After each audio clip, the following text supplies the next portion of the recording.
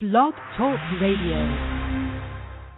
Welcome to the Elite Podcast Network, home of the #1 independent wrestling coverage, available on iTunes, Stitcher, Blog Talk Radio, and wherever you get your podcasts from. Follow us on Twitter at Elite Podcast Net and join the revolution now.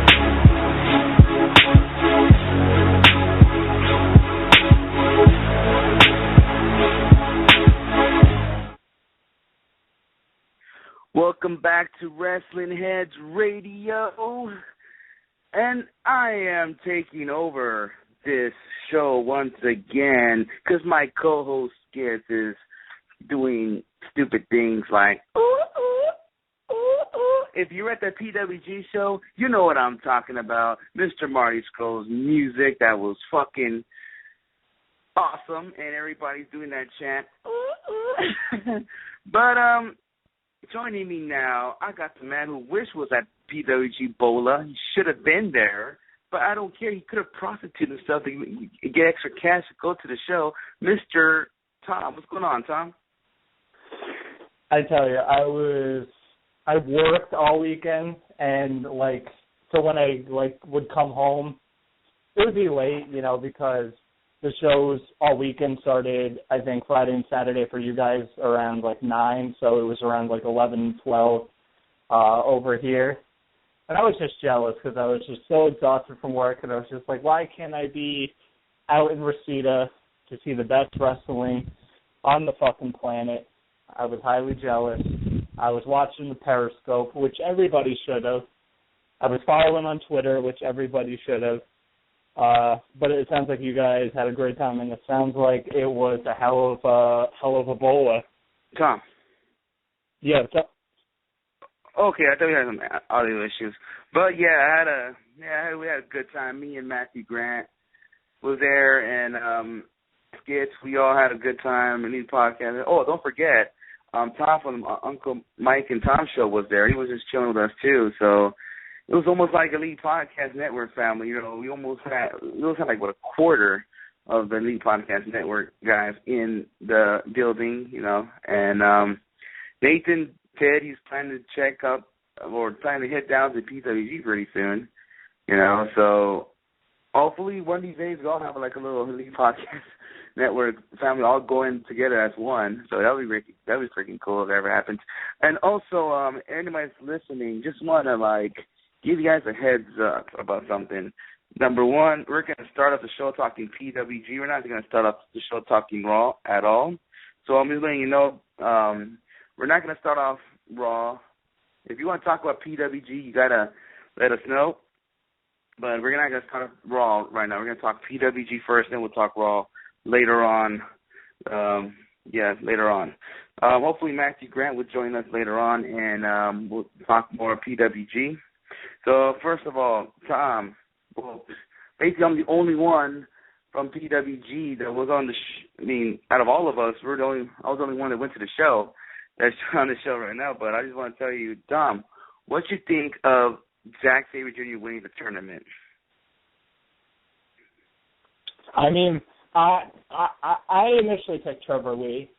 I thought he would have been the front runner. I didn't think, because Zack Sabre Jr., only makes kind of sporadic appearances in the United States, here and there. He's been making a lot more. I thought Trevor Lee would have kind of won it, and he's kind of like PWG's, product, where PWG can say, we built this guy and we made him to what he is.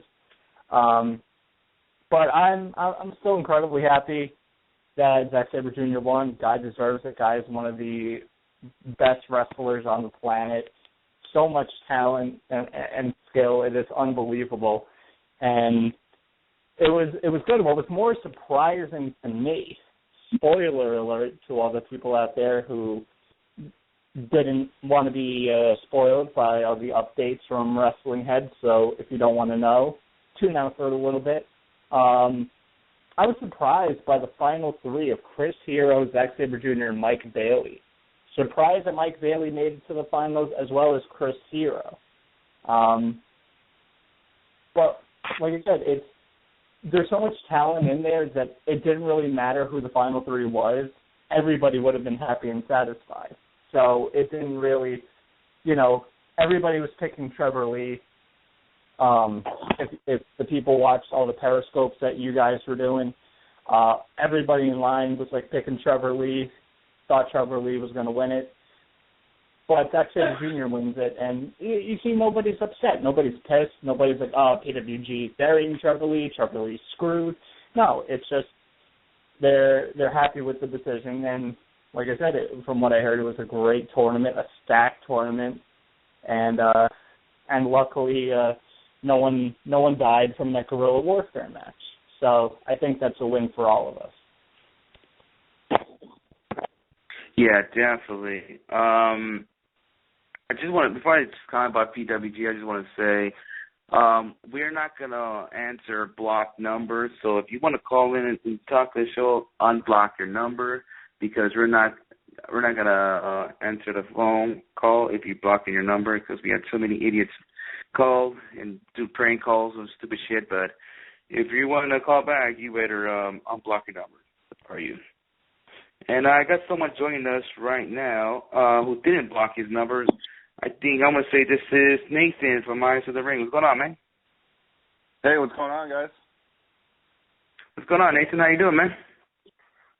Good. Just got done watching Raw. Figured I'd call into Wrestling Heads and talk about some PWG and some Raw and whatever you guys want to talk about tonight. So.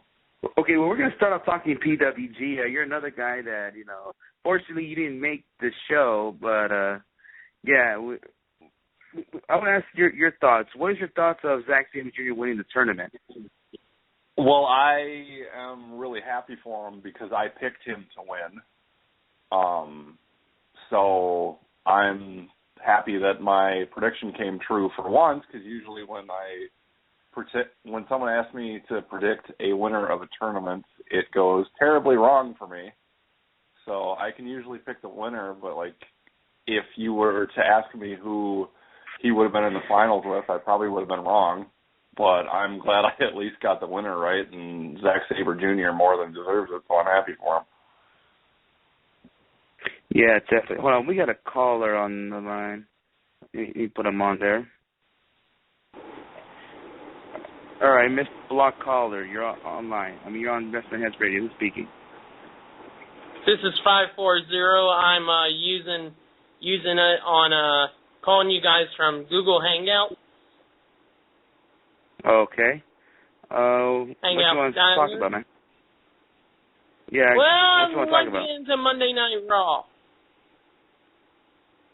All right. Okay, so we kick off the show. We got Sting coming in and talking about how he was going to give Rollins a ride. He was going to tell Seth Rollins to be ready for the ride of his life. And also, we were going to see, we had some pretty good matches. We had Ziggler, Rusev, Owen Cesaro, Ryback and the Big Show, and Ambrose and Strowman.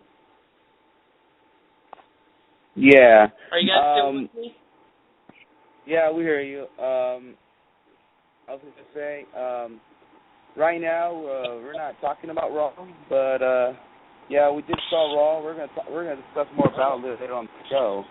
But yeah, we did saw Sting coming in and all that stuff, and we saw the guy's name Braun Strowman made his debut. We saw all that stuff. So yeah, we're not in the subject of Raw right now.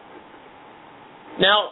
All right, guys. I'll when you guys talk about Raw, hopefully later on I'll come back. But I got some other wrestling talk shows I gotta get to wrestling post shows I gotta get to, because I like to call every wrestling show and not bug them, just talk about the aftermath.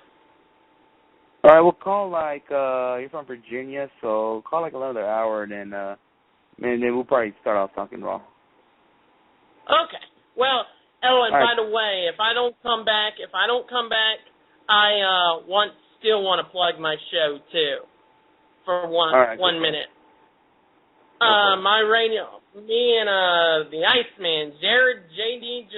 DeGirolamo, we have a new show called The Raw Radio Show. It's on TalkShoe.com. Chad Henshaw's the boss. He made us do the radio show. So if you guys want to call in and talk about it, 1-724-444-7444, and all you have to do is call in at 1-724-444-7444. All right, man. Well, hopefully we can talk to you later, and then we can talk about Raw a little bit later, right? All right. Sounds good. Bye-bye. All right, man. Take care, dude. Bye. Bye. Bye. All right. We'll talk Raw a little bit later on, but we're stuck in the middle of PWG. For the meantime, I'm going to just check out my thoughts when I was at line during the whole show. To be honest, when I was in line, I knew that Zack Sabre Jr. was going to win because I had some source that was going. I had a source out there saying that Zack Sabre Jr. is looking for a house here in California, so he can move out here. Not only, the reason being for he could get booked more in PWG and maybe more closer to Noah.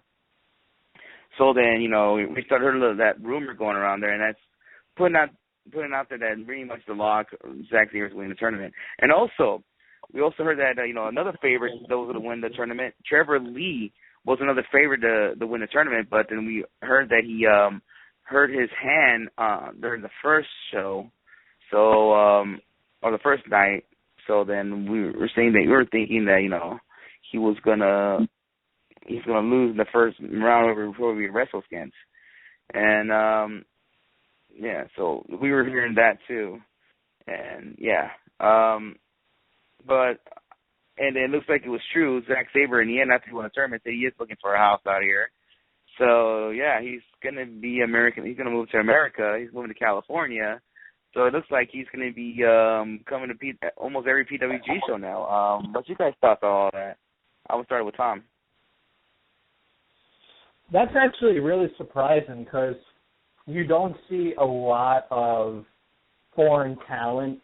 I didn't want to just say European, but you don't see a lot of foreign talent moving to the United States unless it's like a national TV deal like the WWE or TNA, or if they're kind of not forced to, but like what New Japan does, how they've sent Watanabe to the United States to kind of learn and train.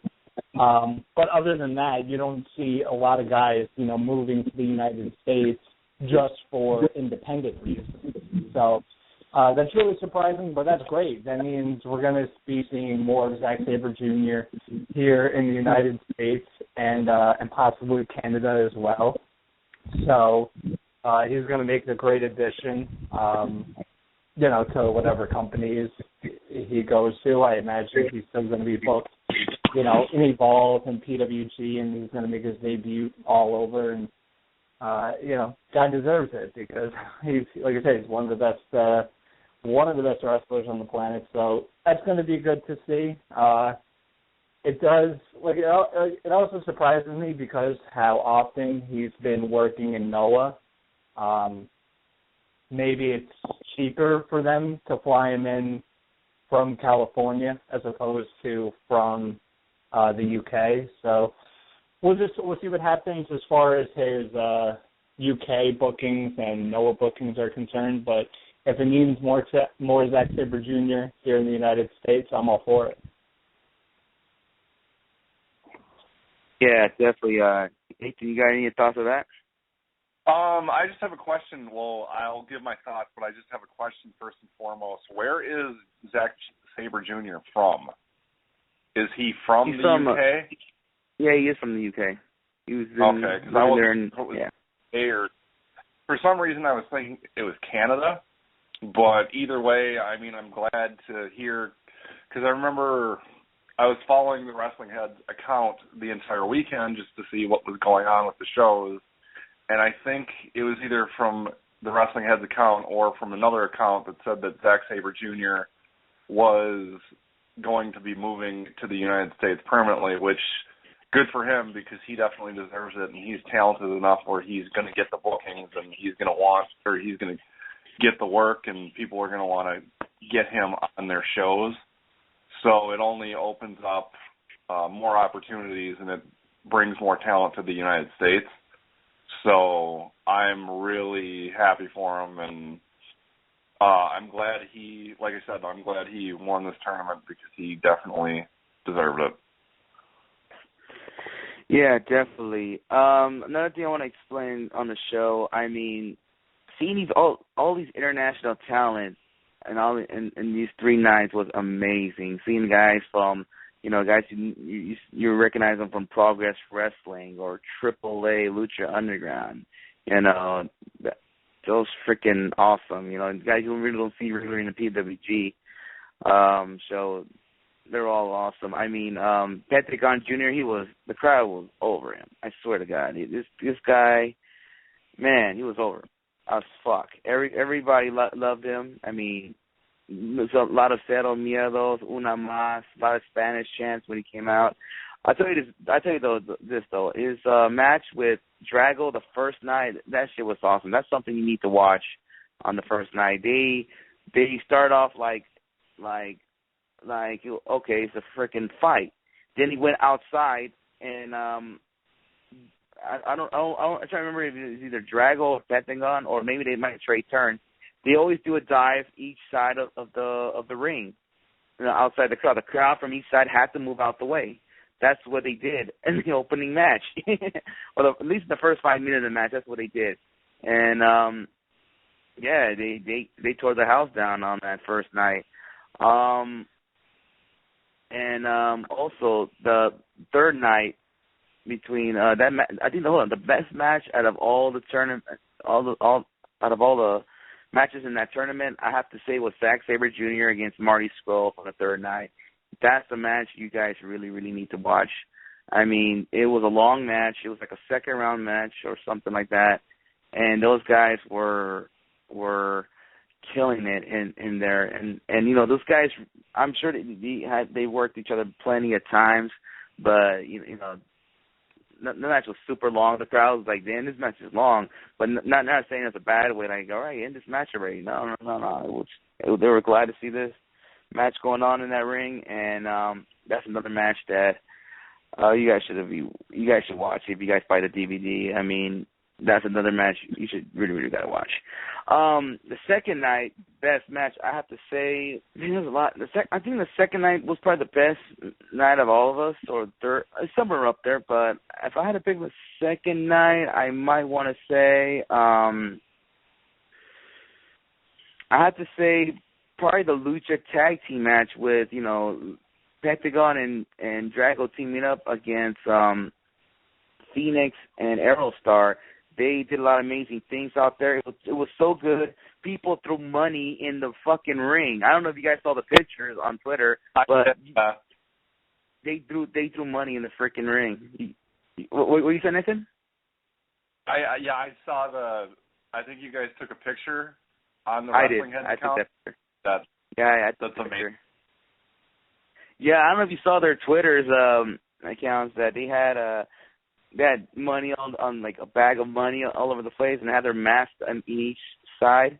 They I don't know if they do that in Mexico, like special shows, small shows in Mexico, but man, that was an awesome match. That tag team match the Lucha guys did, and they all kind of do deserve to come back. I mean, especially Pentagon. The crowd really likes Pentagon in PWG, so yeah, they all deserve to come back. Hopefully they can bring back those guys in the future PWG I got a show. question for you. Go ahead.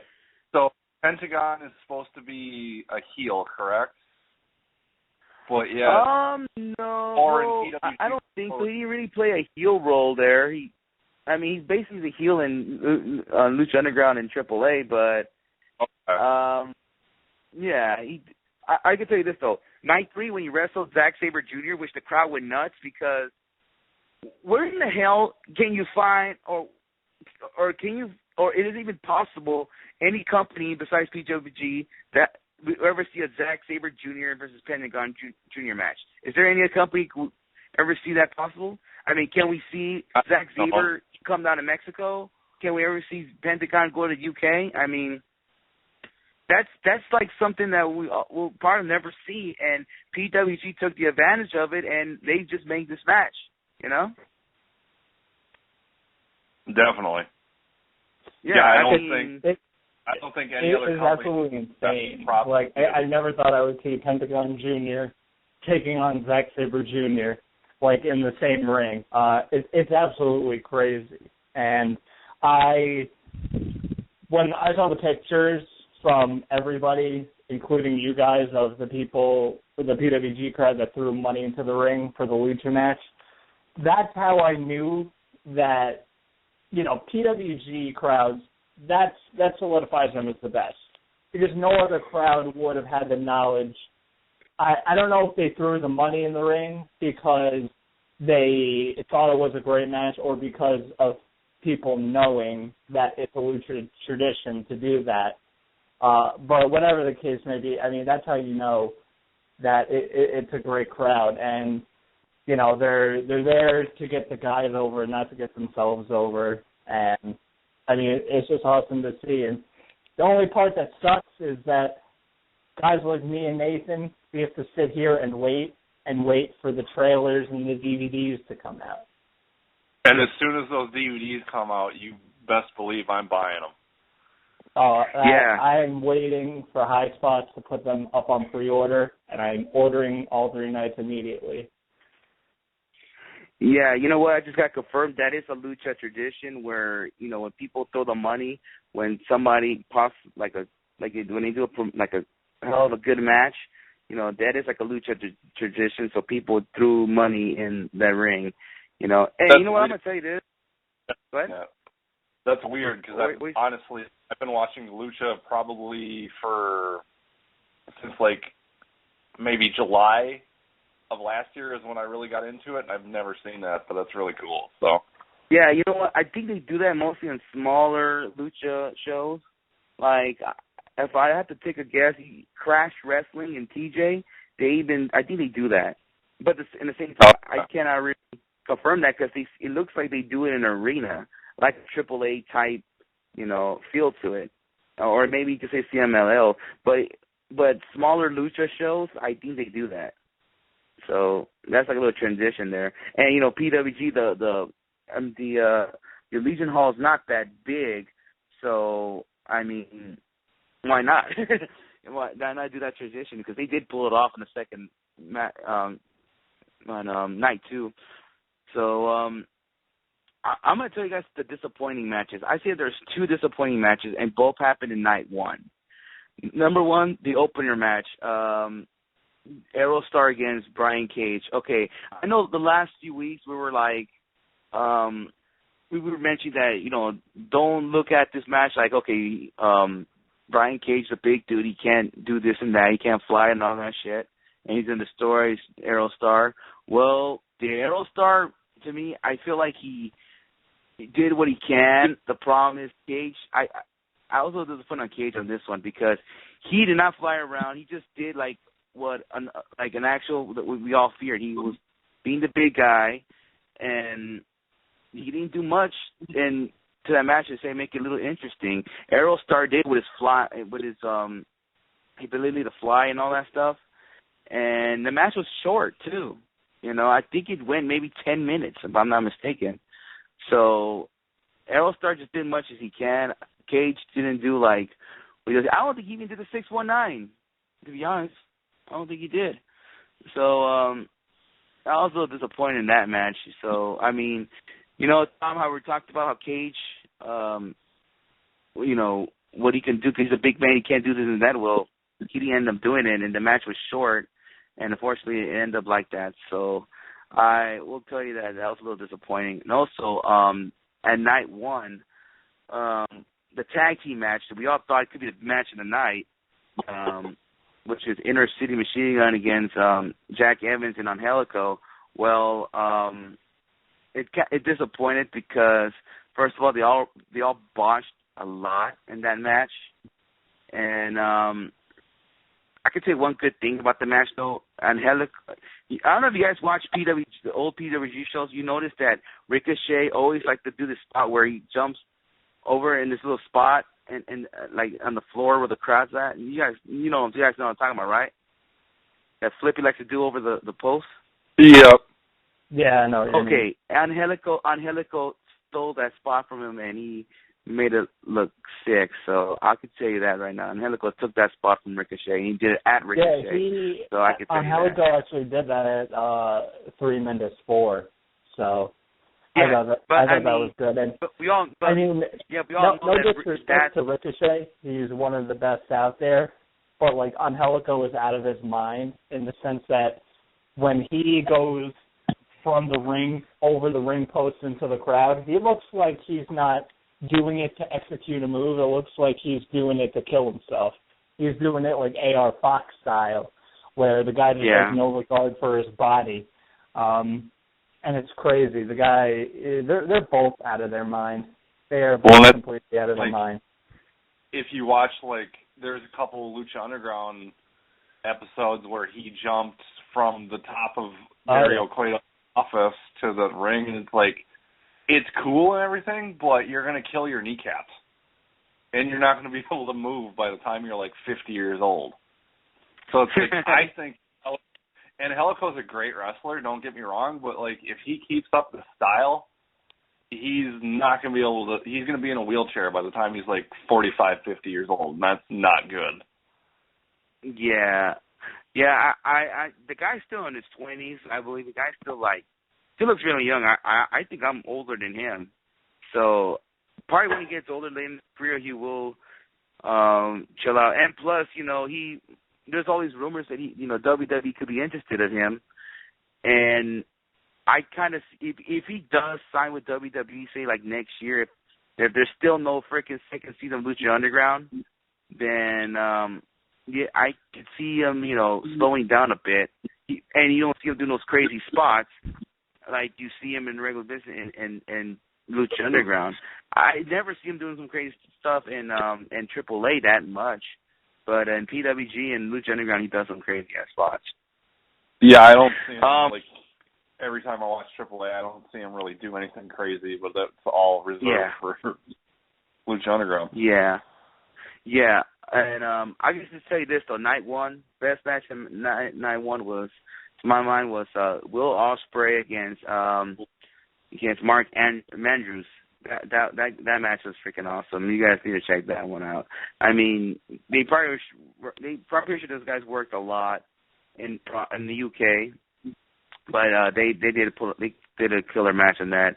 And Will Ospreay is the UK version of Ricochet. The guy is just like Ricochet. He can do moves like him and everything. And the guy's pretty good. And I got to meet the guy. I took a picture with him. He's a cool dude. And I mean, anybody's listening, just go on our Instagram and check out our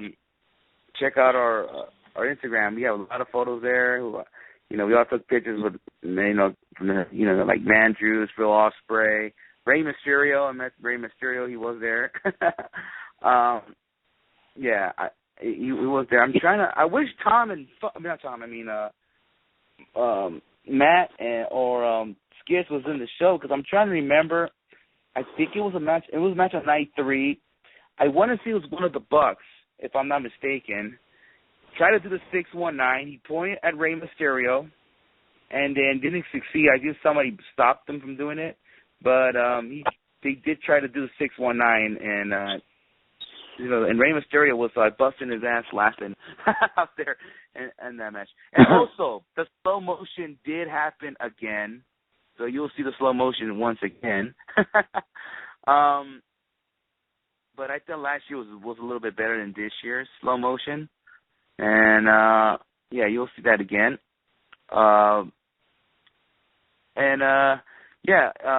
Right now I'm a little lost of mind. Do you guys have any questions during the BOLA week that maybe I can answer?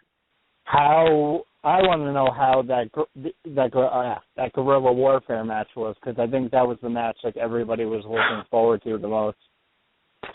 That match was short. I thought it could have been better. It was the main event night 2. I didn't think it was the best match of the night at all. From night 2, like I said, the Lucha match was the best match. They did some crazy stuff like somebody was knocked out outside and fans were actually picking up that wrestler. I think it was Trevor Lee's. People picked him up and helped him get up when he was on the ground. Super Dragon did a couple things. Not, something I expect from, because, due to his injury history. Hold on. If you guys watch old school PWG shows, you guys remember a fan named Angry Fan? Yes, I was just bringing that up next. I heard Angry Fan was back. Oh my God, he was there, and he annoyed the fuck out of Skits when he was out there. You heard him, I was like, oh shit, that's Angry Fan. Holy shit, he's here. I thought he was dead, and he was there. I wonder if he's either a friend of Super Dragon or related to him, because after the match, he came out and shook his hand. I think he came out and shook his hand. I don't know if he's a I know he like in the early days he was a long-time PWG regular, so he probably became like friends with Super Dragon and all of them, and then decided to come back. But even when Super Dragon came back in 2011, I didn't see him. Like at Steenwolf and at PWG Steer, I didn't hear the guy at all. So, I don't know. But when I heard that Angry Fan was back, I mean, it's just like one of those fans that it's just like, he annoys the shit out of you, but that's how it's supposed to be.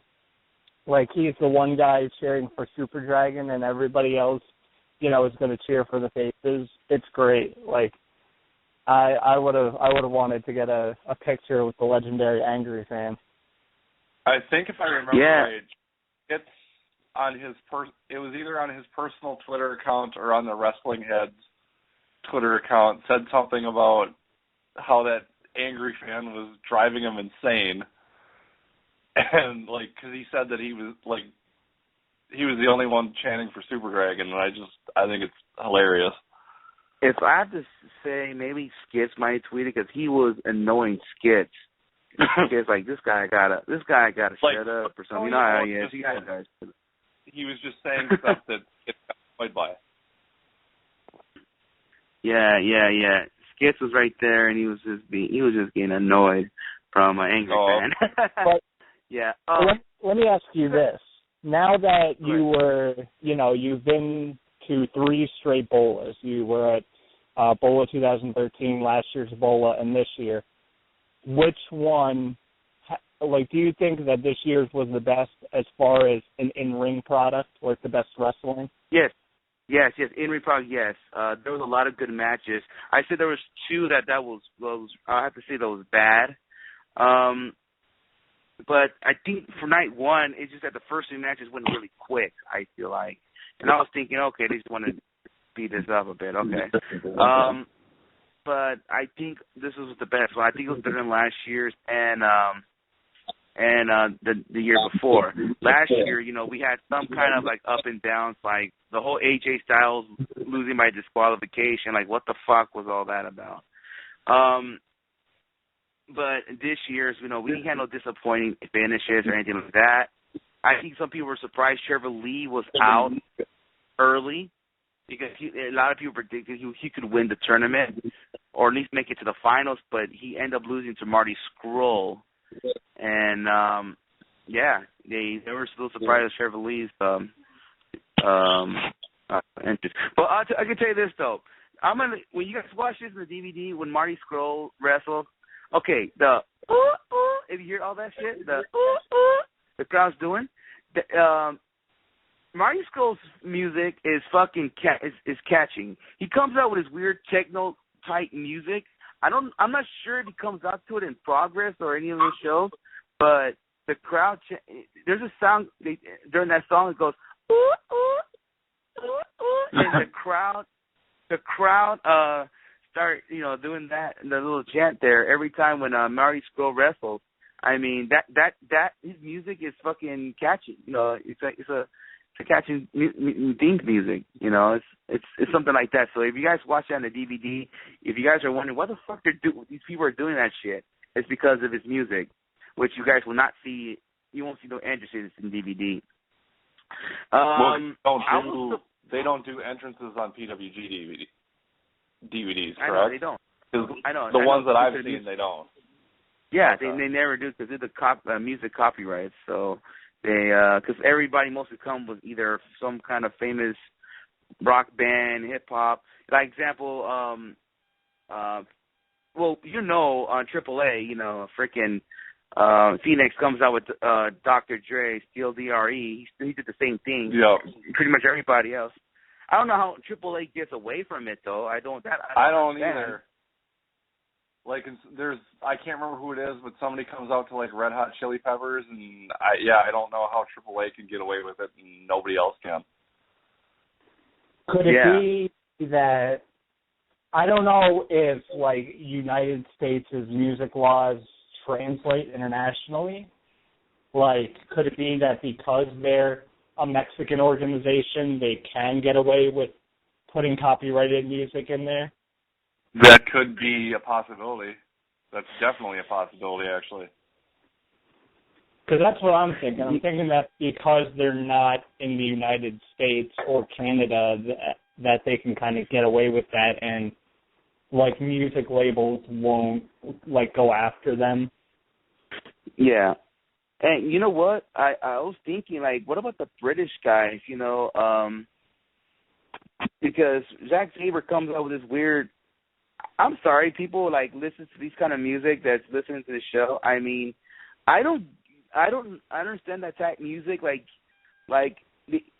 most of these British guys call music like, you're the company, the festivals, EDC, those little techno, you guys heard of those, right? Yeah. Or those little, that type of music. I don't think the proper name is techno, but that kind of music when it involves DJs and shit like that, party scene. Most of those British guys comes out to those music, and I think Mandrews, if I'm not mistaken, came out to his own music because I don't know if you guys know, he's in a band as well and he's a singer. I believe that he comes out with his own music, and he'll probably will sign some paperwork saying, I don't care, just fucking, I'll sign something, I won't sue or anything, just play my music, because I don't know if you guys know, he's in a band, he's a singer, he does that on the side, and he could, he's like the only one that came out with different music and all those type of dudes, but and I remember Prince David came out when Prince David was in New Japan and doing shows like Revelation UK, and I also think he did Progress as well. He came out with that weird music as well, So, I mean, that's really different from the UK guys. But it's just weird. But AAA, like the Blue Jay guys, they did came out to those other music that you hear Nathan on AAA. The fucking Pentagon, they came out to Los Mas Perros song. Drago came out to Breaking Benjamin, and the list goes on and on. So that's how it goes. Is there anything else you want to know about PWG? No, I think we're all set. Like I said, we're just gonna have to wait for the trailers and the DVDs to go up. Yep, and as soon as they go up, I'm crap a load of money, and that's fine with me. Also, Roderick's trying to do a little promo at Zack Sabre. He just says that next time they get in the ring, whatever that title match is, he's going to end Zack Sabre, which kind of makes me believe that whatever the next show is going to be, Zack Saber's walking out PWG champion. He has to. There's no other way that I don't see him losing this match against Roderick Strong. But let me ask you guys. Go ahead. What you said, maybe? I just have a quick question. The winner of BOLA gets a shot at the PWG title, correct? Yes. And that's been a thing every single year?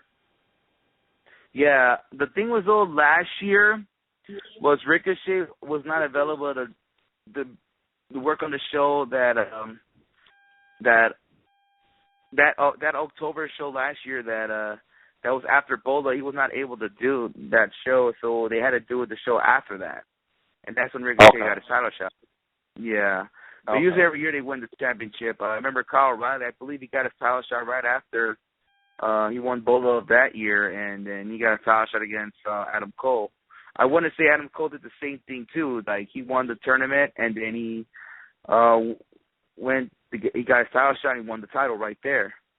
So, but I'm just saying it right now. I think Zack Sabre is going to win the championship next show, whenever that is, which I'm calling it right now.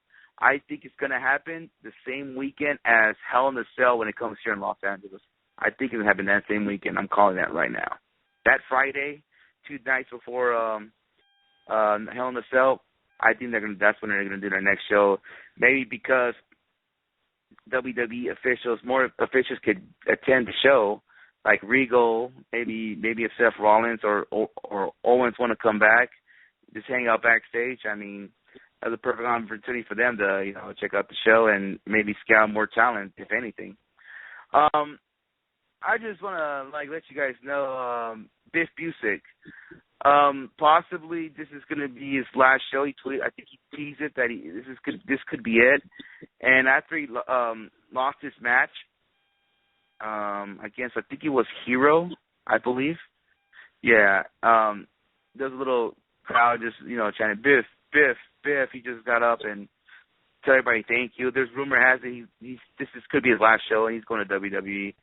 I want to know what you guys thoughts of it. Like, this could be his final PWG show. Last night could have been his last match there, and looked like it's the WWE thing. It looks like it's good to go. I want to know what you guys thoughts of it, starting with Tom. Yeah, when all the reports came out that he was at the tryout camp, I had a hunch that he was going to get signed. I mean, the guy is he's way too talented not to get signed. He has a look that WWE can get behind. He can do the promos. He can go in the ring. He looks different. I'm happy for him because, the guy deserves it. Guy's been busting his ass for years, and I say that about every indie guy, and it's going to kind of sound repetitive for every indie guy. And, I guess I might as well get on it now. It wasn't just Biff Busick that's reportedly going to be signed by WWE. I don't know if you were going to mention it or not, probably, but Rich Swann as well. Another crazy talented guy that definitely deserves it. Guys, if you watch his Kevin Steen show episode that he did, guy's definitely been through a lot, so he definitely deserves it. There's so many guys on the indie scene that deserve to be signed by WWE, and hopefully a lot of them do. And like I said, more indie guys are getting signed by the month and by the year. So who knows who's going to make it next? But I couldn't be happier for Biff Busick and Rich Swann. Yeah, definitely. Nate, you have a little comment on that? I'm definitely happy for the both of them. Like Tom said, it's starting to sound cliche that we're saying, we're happy for these guys, but they definitely deserve it because they put out the work. And even though their work rate probably won't be the same, if they do get signed, that's fine because they deserve the money. And that's the most important thing because at the end of the day, wrestling it's a great thing that we all love to watch, but you have to remember that the guys that are in the smaller promotions like PWG, like ROH, like Shikara, like any other smaller promotion, their main goal, if they're in the wrestling business, should be to get to WWE. And if it's not, then there's a problem. So because when you're in WWE, it means more money. And if you have a family, it means taking care of your family and not having to worry about financial situations as much. So anytime somebody gets signed, it's a good thing. Yeah, I remember in the hotel room, Skits and Matt were discussing, like, about Young Bucks, will they ever go to WWE? I think Skits put out a point, like, you know, how the Bucks mentioned, like, they'll never go to WWE or they will never go. I mean, they're going to do what's best for their family. Remember, Skits said, you remember he saw, like, shoots that, you know, Kevin Steenback thinks he will never go to WWE. I think the same with, who else? Someone else said the same thing. He forgot to mention. He might have said Seth Rollins as well, but he said he'll never go to WWE. And look at them; they're in this current roster right now. The Bucks said it at that IWO show when they super kicked that 8-year-old kid. I mean, they did said that they're never going to go move to Florida, and WWE offer them, you know, a good contract, which meaning that, you know, if they have the money to have a family to move to Florida, and, you know, they can make an offer at which they'll get paid more than what they're doing in the Indies and Japan and all that, then do you think the Bucks are going to turn that down? I don't know. I don't think so. Absolutely not. No. Yeah. Because at the end of the day, the money is the most important thing. And they got families to feed, and that's the important thing.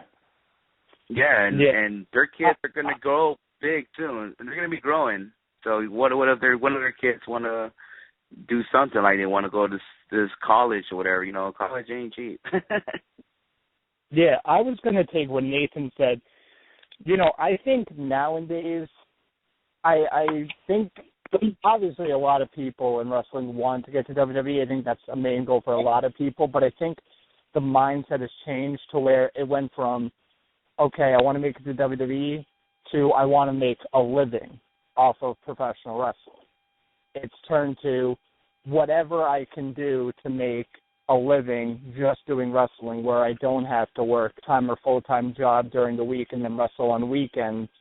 That's what it's about. And, you know, Japan is becoming, I think, a big option for a lot of people. I mean, look at a guy like Carl Anderson.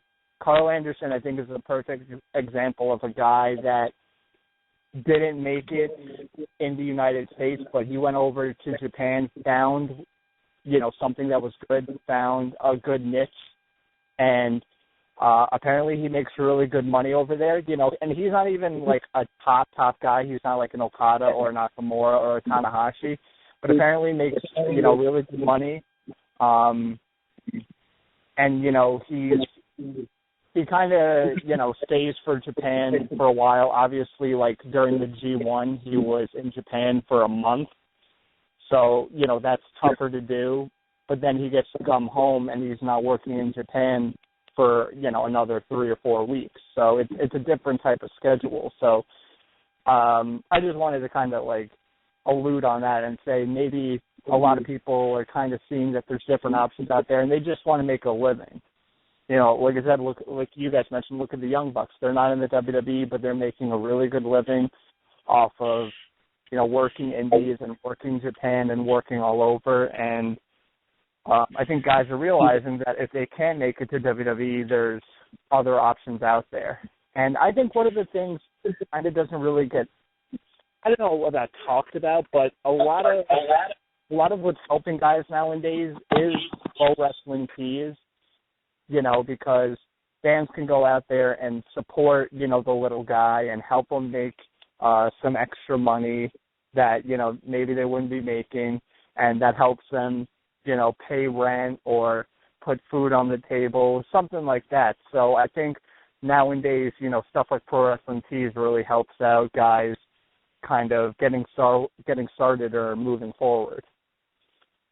Yeah, but you also could get your Wrestling Head T-shirt on Pro Wrestling Tee/Wrestling Head on there, so you guys could get that in there. I was hoping, I was expecting you to lead into that. I mean, ladies and gentlemen, Pentagon Jr., Phoenix, Chuck Taylor, Andrew Everett, Mike Bailey, they're all rocking the Wrestling Heads T-shirt.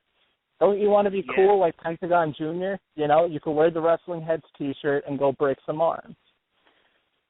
Hell yeah. Yeah, I mean, Pentagon Jr. got his own shirt. I mean, not to knock off Matt here, but I don't think no Mexican talent has a WWP shirt. You know, not to knock off Weekly Wrestling Podcast or Matthew Grant there, but I just something that I don't know any podcast could ever get. Well, you know what? They're part of the family. So, like the old saying goes, mi casa es su casa. My T-shirt is your T-shirt. Yeah. So, Pentagon Jr., Phoenix, Chuck Taylor, Chris Hero, just putting out there, Andrew Everett, they all got T-shirts. I mean, heck, you guys should get one too, and go on ProWrestlingTees.com/wrestling and get your own shirt. And by the way, we're talking about shirts. I'm going to give a shout out to Ed. This guy named Ed. If he listens to this show, I know he's going to be going crazy. But shout out to Ed. I wasn't at AWS this past weekend. I heard that you were wearing our shirt when you were at that show. So I'm going to give out a big shout out to Ed for wearing our shirt at AWS on Saturday. I'm going to give you a shout out on there for wearing our shirts. So hey, you never know. You know, you probably go to some random ass shirt in New York, Tom, and you see somebody wearing a Wrestling Head shirt. Or you, Nathan, when you go to a random ass show in Minneapolis, you might see someone wearing a Wrestling Head shirt. So we keep going everywhere. Be somewhere else. Yeah. If it's not me in the Wrestling Head shirt, it's going to be somebody else. Yeah, definitely. Well, one more thing. Oh, there's one thing I forgot to mention about that Guerrilla Warfare match. They did. Remember last year's BOLA? It was a BOLA. It probably was the anniversary. But remember they had a Guerrilla Warfare match between the Young Bucks and the Rose Cutest tag team that they had that spike shoe and bust open Candice LeRae. Well, they did it again, but nobody wasn't bleeding after that match. I mean, after that kick in the face, those thumbtacks on the shoes. So maybe it's biffed a little bit, but no one wasn't bleeding bad like Candice LeRae on that one PWG show. So I just want to put that out there. And also, that was the anniversary show, I think. Yeah, that was actually the anniversary show. Yeah. Also, I want to ask you guys a question. How can PWG top that next year's BOLA, what we just see this year? How can they do it? My first thought was to bring in more guys from AAA or try to bring in some guys from New Japan Pro Wrestling. I know that Ring of Honor next year is rumored for their anniversary show, they want to bring in guys from New Japan. And I think to top the show, or to top BOLA this year, PWG might need to look at some outside talent in order to do it. Not saying that the talent that they have can put on great wrestling, because they're definitely capable of doing it, but you're going to need something to draw the fans in to next year's shows. Yeah, I don't think it has to be specifically New Japan guys. I think you can bring in like Dragon Gate guys, or stuff like that. I was surprised that Kenny Omega wasn't on the show, because when he was doing his High Spots interview, he talked about that when he signed with New Japan, that was going to leave open more time for PWG. So I think you bring in Kenny Omega next year, that's already another good start, because he was he's always he's one of the guys that he's one of the best in the ring, but he's also really charismatic, and he's like one of just the best overall acts with all the different video game moves that he does. It gets the crowd popping. But yeah, just like Nathan said, it's going to be tough. It's tough to keep, trying to outdo yourself each year. I think they just need to get on a basis. Obviously each year you want to try and, outdo what happened the previous year. But I think they just need to get on a good basis of booking new talent, bringing in, just some one-time guests. If they can get New Japan guys or Dragon Gate guys to come in for a weekend, that would definitely be a big draw. Just get people from around the world. Bring in more people from the UK. Bring in more people from, Mexico. Get a good, diverse talent in there, and keep all. Like I said, it's really tough to do. It's tough to keep topping yourself each year when it's already some of the best stuff going on in pro wrestling. Yeah, I mean, we were talking about that in the line. I mean, how can they top this? They did mention like Japanese talent, but what about Noah? You had to mention Noah. What about Noah talent? I think that out of all of those three, they might be the easiest to give the U.S. talent some Japanese talent over to the U.S. I'm sorry, but what I'm trying to say is bring the Japanese to the U.S. Maybe that could be a possibility. I actually disagree. I would say it's going to be a real possibility. Dragon Gate guys are the most likely to come in because PWG has booked Dragon Gate guys in the past. BB Hulk, SEMA, and all of them have been in PWG before. SEMA is actually a BOLA winner back in 2007. You're right. And they just brought in Tozawa, who's working in Dragon Gate right now for 3 minutes 4. So I think if they're going to bring in Japanese guys, Dragon Gate is the most likely possibility. But it's tough because, those 3 companies, you look at New Japan, Noah, and Dragon Gate, they're all running shows on a consistent basis as to, compared to like AAA or Progress or all the other talent, the talent shows that normally they're booked at, they're not running as much. But, we'll just have to wait and see what happens. I'm sure Excalibur and Super Dragon have some tricks up their sleeve. They always do. I didn't expect a lot of UK guys to be booked on this show. But that's the beauty of PWG is you never know what you're going to get. Yeah, more UK guys would be great. I gotta watch more Progress to see like which guys should be there. The guys they brought in is like the only ones I could think of. Like Marty Scurll, Will Ospreay, Mandrews, which I'm surprised TNA didn't get him out of there. Also, Galway, which he's not a UK guy, but he is from Scotland. I'm surprised those guys actually made it to the show. But yeah, let's just see what happens. What about Canadian talent? Don't forget about them. There's like Ethan Page could have been another one in there, and I'm hoping they bring him back. But he'll be great to bring in there. Matt was all happy that a freaking Canadian went all the way to the finals, which is Speedball Mike Bailey. That we did not see that coming at all. So yeah, we're gonna put that. Oh, okay. Well, we're gonna have somebody who was at BOLA on the line right now. We're gonna put in Mr. Skits. What's going on, Skits? What up? What's going on? Not much, man. I finally get to hear somebody that was at BOLA could finally join us. What's your thoughts of the show, man? It was the best weekend ever. Awesome weekend. Night 1 started off dope. Some pretty good matches that night. Second night was like ridiculous. Like that drained me. The Guerrilla Warfare match was crazy. A Timothy Thatcher Chris Hero match was like. I just thought the Guerrilla Warfare match was. I was telling these guys it was just too short, and You know, it was not the best guerrilla warfare matches than we all see in the past. You know. I mean, I thought it was crazy. I mean, it was a quick match. I mean, meaning like quick, like the match moved quick. Like it was a fast-paced type of guerrilla warfare match. Maybe that's why it seemed different to you.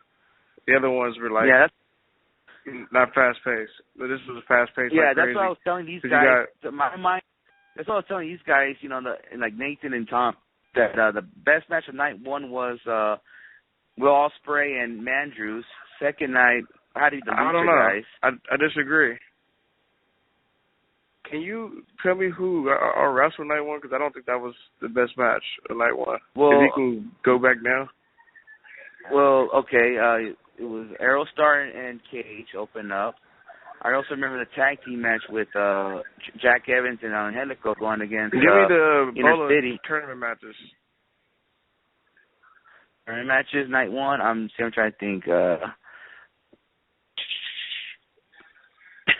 So many matches. I can't think night one is like the hardest we could remember. If you could pull up the card on the website, it's just it'll be up there. All right, I'll check it out right now. Hold on a second. Just wait for us, people. You know what? I remember Biff Busick, Andrew Everett was good. I thought that was a good match on night one. I thought that was like the match of the night one for sure. Well, we'll see. There was another one up there too. But Everett and Biff came out there killing each other, and they were tag team partners the next day. That's what was crazy about it. While we're waiting for Oscar, since you mentioned Biff Busick, what do you think about him getting picked up by WWE reportedly? I mean, it was obviously going to happen because the words was already out there, you know, the rumors. And his post that Matt showed me, basically, it was like a tease, like, I don't know if I'm ever coming back to Reseda.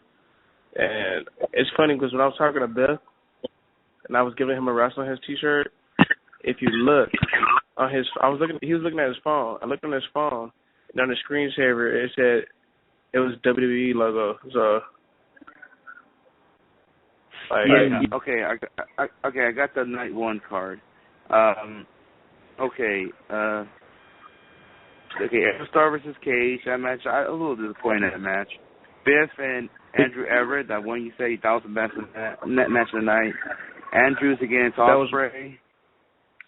That was good, but I don't know if it was match of the night. Yeah, the tag match I mentioned earlier on Angelico and Jack Evans against Inner City. Trent against Trevor Lee. Trent and Trevor Lee was another sleeper match that was pretty good to me. Yeah, Drago against Pentagon. You know what? I take that back. Match of the night, night one, Phoenix and Matt Sydal. That was match of the night. I don't even know if that was match of the night. That was another sleeper to me. It was multiple matches. Well, to be the honest crowd with went you, nuts today. The crowd went nuts out there with these two guys. I mean, whoever thought they went nuts on all. The thing is, they went nuts on all the matches that I just mentioned right now. They didn't went nuts for the first match because it was a little disappointment. I saw every match, bro. I was there just like you. I was at every match too, and then I don't think people went crazy. Look at people. The thing was between Cage and Aerostar. Cage, to me, I feel like he didn't do what we all expected him to do. Like, surprise people what he could do in his ability to fly. He could do that too, but he didn't do that. Aerostar did what he can do. He slide around and do all this crazy stuff, but Cage didn't do it. Hold on, I'm kind of confused. I don't know how you came from Phoenix, Matt Sydal, to back to Brian Cage and Aerostar. Well, because you said that every match, you thought everybody went crazy in every match. I don't think so. You know, I'm telling you. No, I said the matches that I didn't say that. I said the matches that I mentioned, which I'm talking about Trevor Lee, Trent, Andrew Everett, Biff Busick, of course Matt Sydal and Phoenix did great. I mean, and the Guerrilla Warfare match. If you go on our Periscope, a lot of people didn't even really mention the Phoenix match or like that, and Matt Sydal. The match that they were mentioning most is the Guerrilla Warfare match. And this is coming from people that was night two. I'm talking about night one. The girls four for them night too. Well, I'm pretty sure they also mentioned their matches that night too, because I actually got thoughts from everybody's thoughts on like what match they thought. But the match of the weekend period, if you want to go there, I thought Zack Sabre Jr. and Marty Scurll had a good match. And Zack also had a good match with Ricochet. Zack also had a good match with Ricochet. Timothy Thatcher and Chris Hero had a great match. It's a lot of matches, to be honest with you. It's multiple matches. Yeah, that's what I'm telling you. All I have to say, people, a lot of matches were great. If you didn't make it to BOLA, you guys got to go order those DVDs now, because it's too many matches to like pick one. Yeah, and freaking Matt was like already planned to come next year's BOLA, if anything, and we'll see it'll be good like this year's, because we just talked right now how the hell they can top this year's BOLA, you know? So. Yeah. Well, gentlemen, it was cool talking to y'all real quick, because I got to get back to work. I just wanted to call in and share some thoughts real quick, and you guys have a good show. Talk to you later. All right, take care, bro. Peace. All right, peace. All right, everybody, that was Skits. He just left, but yeah, it was a good conversation talking about BOLA. But all right, well, we're going to take a little short commercial break. And then when we come back, we'll talk about Raw. And I guess we got a little updated card of Night of Champions. So, yeah, we'll be right back.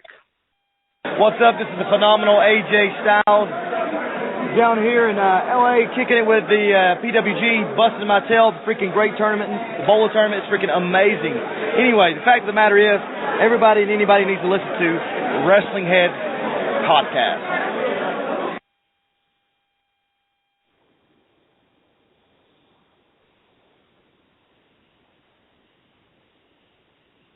Okay, what the hell is the best music one? Hold on.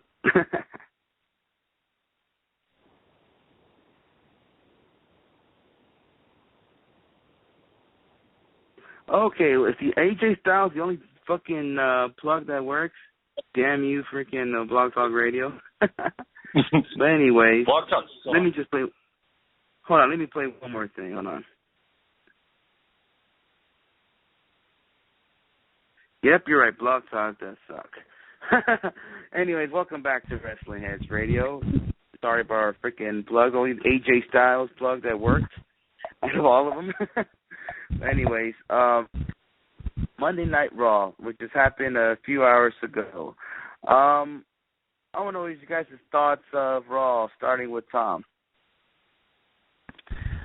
I mean, I was going to say, I thought, I'll get into RAW really quick, but, I mean, there were some other headlines in wrestling that I thought we should get to really quick before we do get to RAW.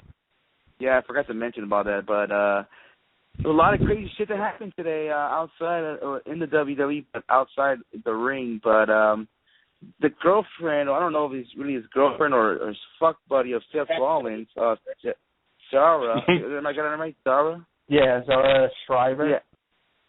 Yeah, she got released today. I guess over the weekend, there's an old photo of her on Instagram. People found out that she had a one of the Nazi symbol, and I guess she dressed like one of those people from back in the day. So they found an old photo of that, which she posted back in 2012. So yeah, they put that in there, and she had that photo still there even when she signed. Even though it was an old photo, someone discovered it, and they have released her for that. And we all know what happened with Hulk Hogan. You know, he got released because of a racial remark. So she had that photo there with the whole Nazi thing, and you know, that caused her release. Tom, what you thought about that release? I mean, it's just like I wasn't surprised that it was going to happen, because as soon as I saw first the Nazi stuff that was on her Instagram, and then there's pictures coming up where she was making some racist remarks with like a friend about. I'm pretty sure it was something like that. So she had racist remarks. 2 of them. I talked about this when the whole Havoc thing came up. During her tryout, that old, tweets came up. No matter where you are, whether you're going to WWE or into a corporate job or whatever, you have to realize what the fuck you're putting on social media. I don't understand how people aren't getting this by now. Like, are people just this dense that they don't realize that what you've said in the past or what you put on social media is going to be there forever? Because you put it out there once, and you know what? You could put it out there and you could delete your tweet, but a couple people probably saved it and they have it in their computer ready at their disposal. You got to be careful about what the fuck you put on social media. And you know what? Good. I'm glad she's fucking gone. She seems like this. We didn't even get to see her in the ring, but, she was supposed to be Solomon Crowe, a.k.a. Sami Callihan's valet. She actually debuted over the weekend. So another tough break for freaking Solomon Crowe. Hopefully he gets back into the swing of things. But I don't know. I was never too hyped on her. She was one of, like I said, she had the fake tits and the tattoos, and she looked like this edgy girl. And she didn't look like somebody that wanted to be in WWE, not by her appearance, but just by her attitude. It just seemed like it was going to be a stepping stone into like modeling or something. I don't know. I could be wrong. Like I said, I don't know the girl. It just seemed like she was one of those girls that was using WWE to get into something else. But good, glad she's gone. You say stupid shit, you say racist shit. Going to come back to bite you, no matter if you're Hulk Hogan or some girl who's been in WWE for 10 months. And it's going to come back and bite you in the ass. And don't let the door hit you on the way out. I was kind of surprised that they didn't go ahead and release her once that whole thing happened with Seth Rollins and her in January. Because I figured at that time they obviously weren't going to punish Seth Rollins, and they didn't. He might have gotten some minor punishment that we don't know of, but I figured, okay, this Zahara Schreiber chick, or whatever the hell her name is, she pretty much is either going to get released right on the spot, or she's going to just rot in NXT, and we never even saw her wrestle or do anything, and we saw her sitting with Seth Rollins at TakeOver Brooklyn, and then this came out and she gets released. I mean, I really don't have much to say about it, but given what WWE did to Hogan, who is a legend, they basically washed him away from the history books after what he did, and so if they're going to do that to somebody who's a legend and basically at one point the face of their company, then of course they're going to do this or do something similar to Zahara Schreiber, who is a virtual unknown. Because let's face it, she was a nobody. Because we never saw her. We saw her once, and that was it. And we knew her. The only reason why we knew who she was because of what happened in January between her and Seth Rollins. Otherwise, we would have never even known that she existed. Exactly. Yeah, and it just goes. I don't understand this. Maybe it's because we're 3 level-headed people and we have intelligence, but like I just don't get how people can put that stuff on social media. I don't get it. Like because they think that it's not gonna affect them, but like why would you post it in the first place? Like I would never think about going on Twitter. First of all, I'm a level-headed and compassionate person to where I would never say the things that Hulk Hogan and Zahara Shriver said, that's number one, is that I'm not a total asshole like they are. But it's just like, if you're that type of person and you're going into a publicly traded company, you have to just shut the fuck up. Plain and simple, shut the fuck up. And you know what? WWE maybe needs to look into who the hell they're hiring, considering it's just like, I don't know. It's just, you know what? It's a puddle. You know what? I have to say that that you know she deserved that release, I believe, and what she did was wrong. I'm surprised she never deleted that photo, even though they're in contract talks. She should have deleted it, but oh well, she deserved it. And funny note is that, okay, she's dating Seth Rollins, right? Okay, that move, the old move, the curb stop. You know where that name? You guys know that name came from? The curb stop. American you guys know History X. Yep. How I think it was the Nazis, how you kill black people. They named it the curb stop. And I'm surprised there's no punishment going on Seth Rollins. I mean, if it was up to me, you know, even though we haven't gotten to Raw talk yet, but I would have made Seth Rollins lose both belts that night. I'm sorry. I would have done it.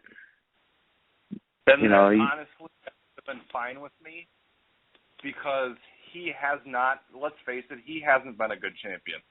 I'm sorry, I like the guy. That's not his fault. That's the book. Oh, I know. It's booking.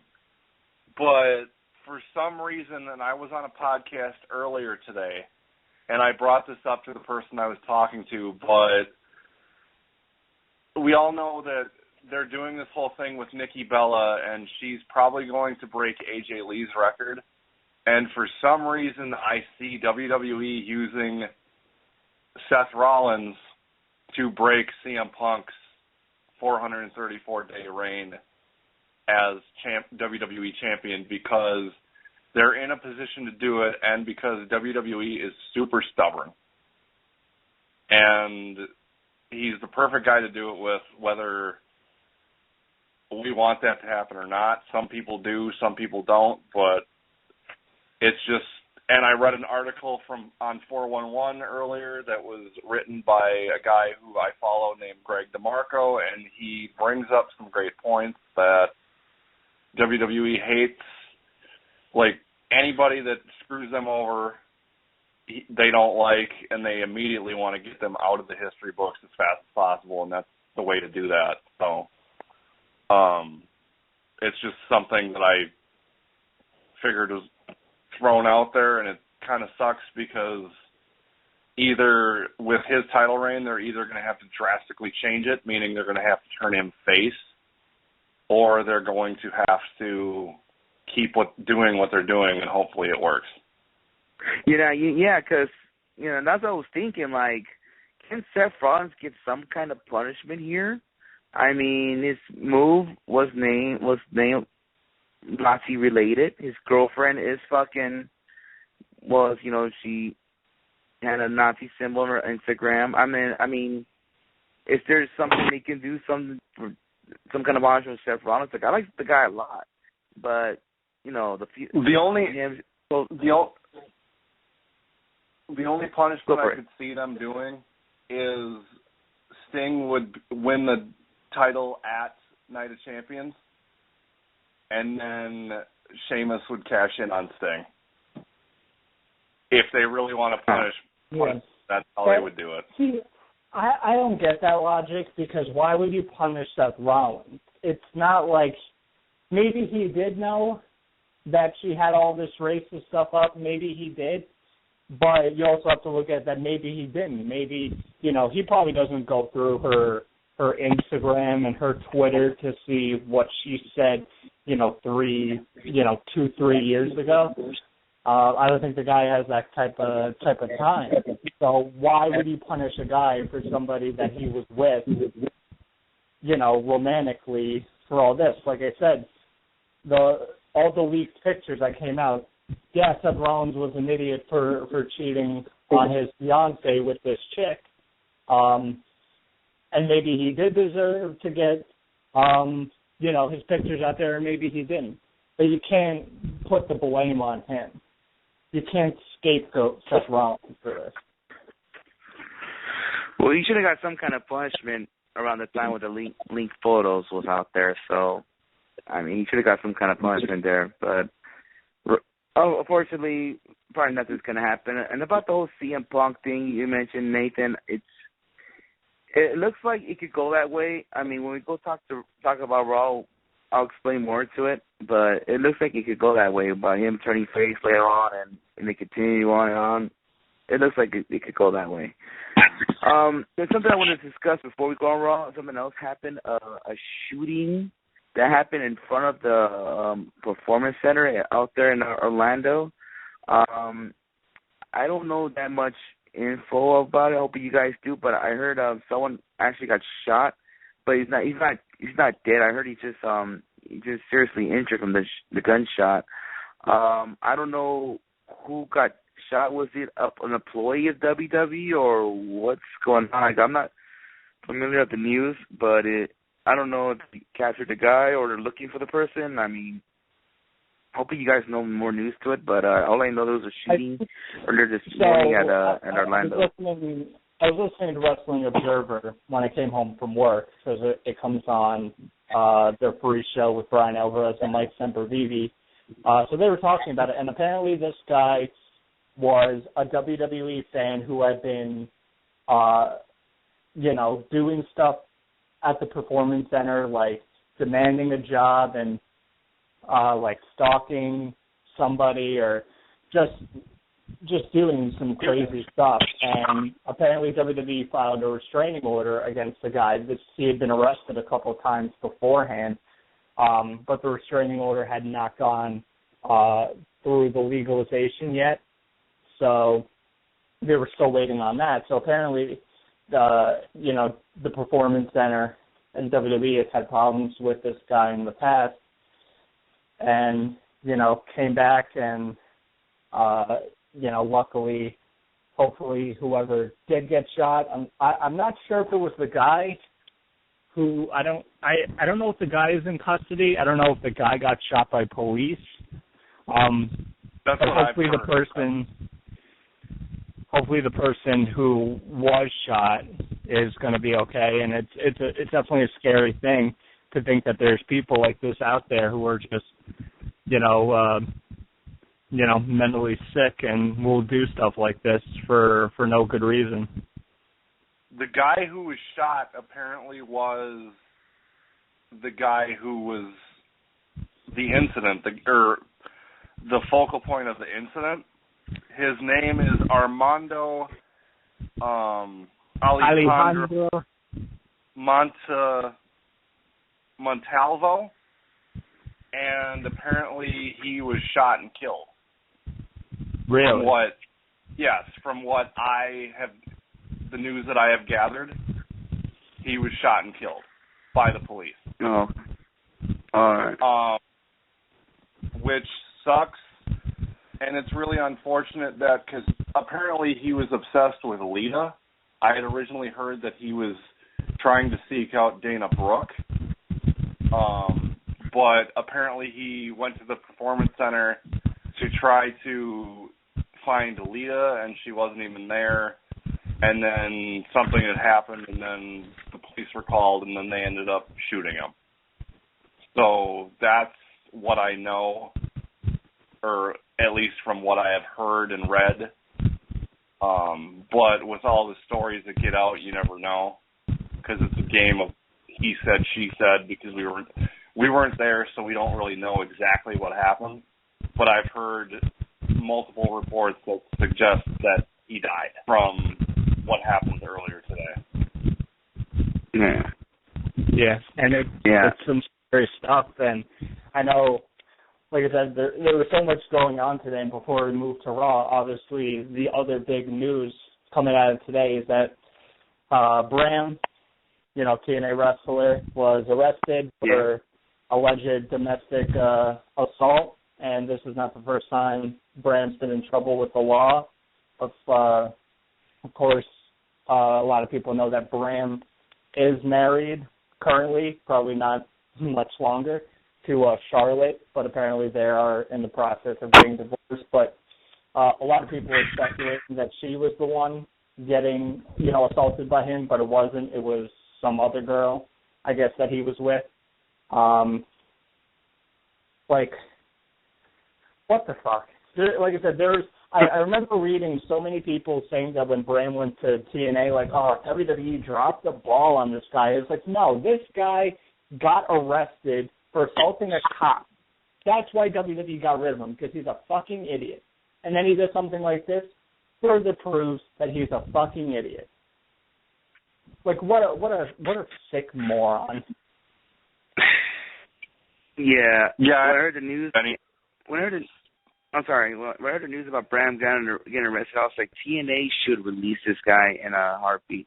What scares me about him, that I think they're gonna promote him or try to promote him for maybe possible angle for Bound for Glory, because he's in the promotional poster. I haven't read too much spoilers what's going on in TNA. I don't know if he's a big part of Bound for Glory, but if he's not, they should just release him right away, because WWE did it when he assaulted that police officer.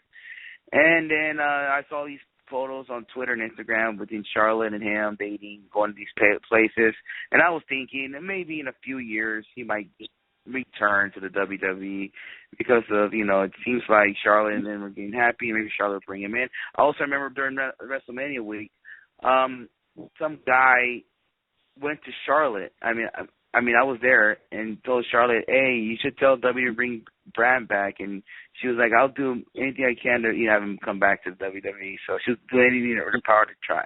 So then at that time I'm thinking, okay, maybe the guy finally settled down and all that. But no, when the news came out that he assaulted a woman, I'm all like, shit, bro. This guy should not be working in any top promotion. Even if TNA release him, Ring of Honor or Global Force should not sign this guy. This guy should, what he's doing, he does not deserve to be in any top wrestling promotion at all. So, I don't know, this guy is a freaking moron, like you said, Tom, and hopefully TNA do the right thing and release him. I know he's suspended indefinitely, but hopefully TNA goes to do the right route and suspend him. All right, go ahead, Nathan. See what you got to say.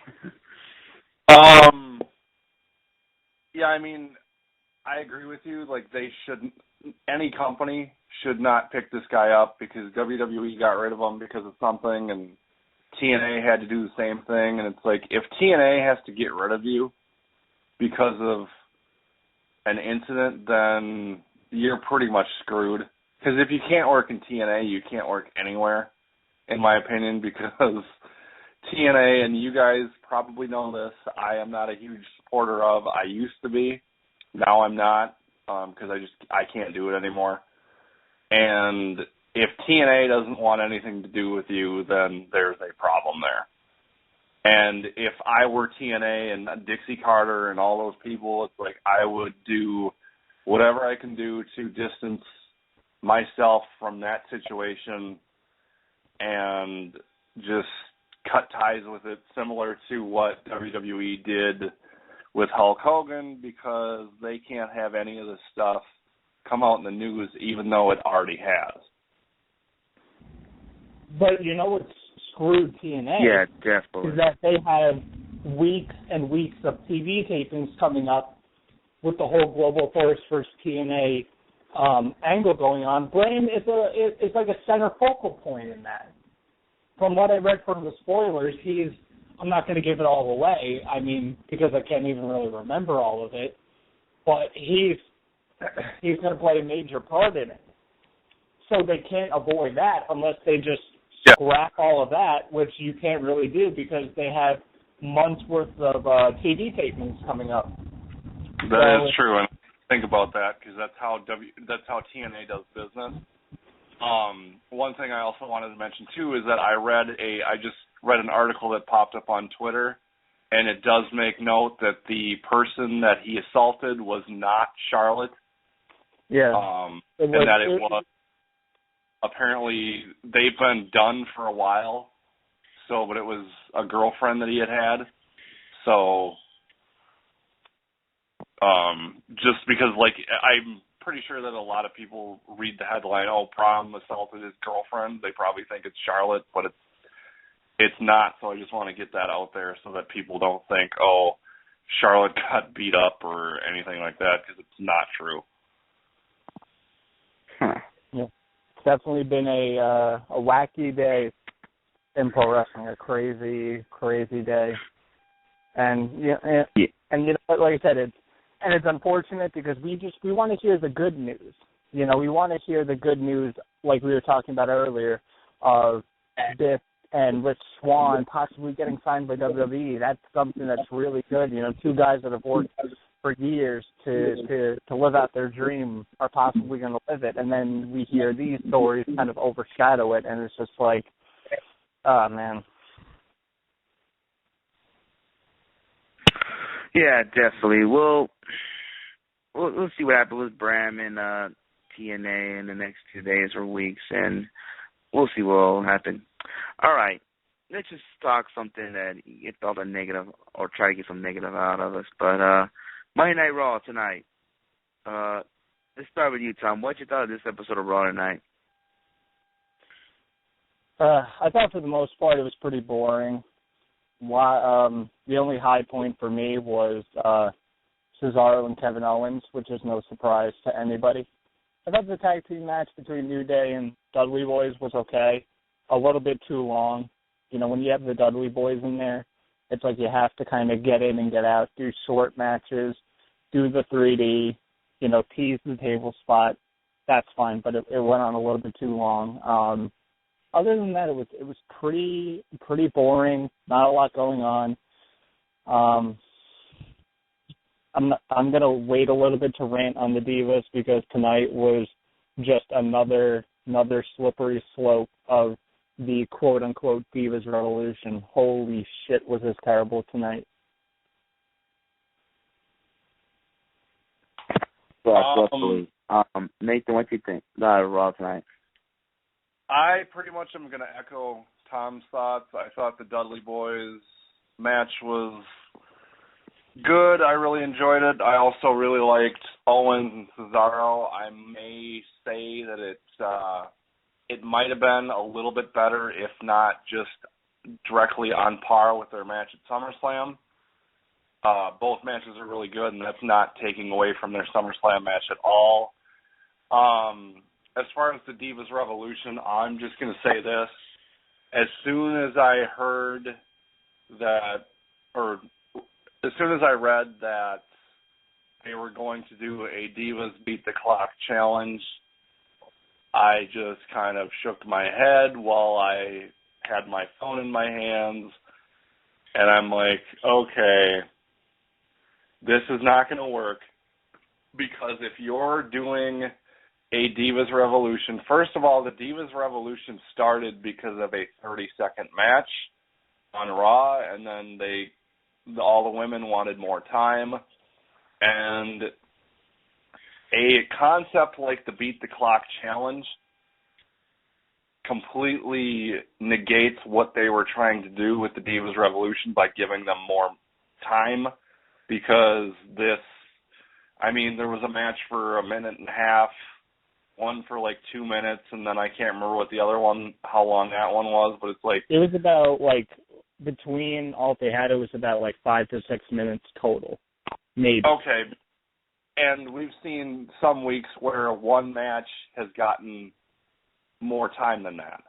And it's just, it completely, like, if the Divas Revolution wasn't derailed after the match at SummerSlam, it's completely dead tonight, because they don't know what they're doing with it. And that's my main problem. And it's I just wanted for one thing I just wanted to say, it's like I missed seeing a Beat the Clock challenge by 2 weeks, and I'm really happy. And if I ever have to sit through one of these Beat the Clock challenges live, I'm probably going to sell my ticket, because that's one of the things that I never want to see when I go to a wrestling show, because it's quantity over quality, and I don't like it. Yeah, I mean, I know the Divas thing didn't start off raw, but I'll put my little thoughts of it. I think it was stupid for them to put that thing in there. To me, I think I would have no problem with it if Paige and Sasha start off the whole thing, because they deserve to have a longer match. Sasha Banks the crowd's over Sasha Banks. And from all that, you're giving Sasha Banks a 1-minute match? Come on. I mean, I know Charlotte won the whole thing. I'm happy for her that she won the whole thing. But come on now. I mean, they may have Charlotte. I'm really happy that Charlotte won it, because her match with Brie Bella sucked. Holy shit, yeah. That match was fucking terrible. And that Alicia Fox, Becky Lynch match, that wasn't that much better. Once again, it was Becky Lynch going in there trying to do the best that she can. And there's nothing against Alicia Fox, because I think she's a decent wrestler, but it was just, they were given, 2 minutes, 2.5 minutes? You could be the best wrestlers in the world. You could be Zack Sabre Jr., going against Marty Scurll, and you go out there for 2.5 minutes, you're not going to have a good match, no matter how good you are. So, yeah, it's just, it is ridiculous. The thing is, well, the women always seem to try to get as much stuff as they can into that 2.5 minute time frame, and it just creates a slop of a mess. Yeah, and going back to Nikki Bella, she did have a little Bellatron there, and just put on the countdown to show everybody she's the longest reigning U.S. champion, which we all pretty much say that's all just say she's going to break the record. Because now that Charlotte won the whole thing, the match is going to happen at Night of Champions, which is a few days after the record breaking. So I'm hoping Charlotte wins the title and fucking get the shit over with. All right, Nikki, you got it. You got the record. So there you go. I don't think that's going to happen, to be honest. I think they're not only going to break the record, they're going to shatter it.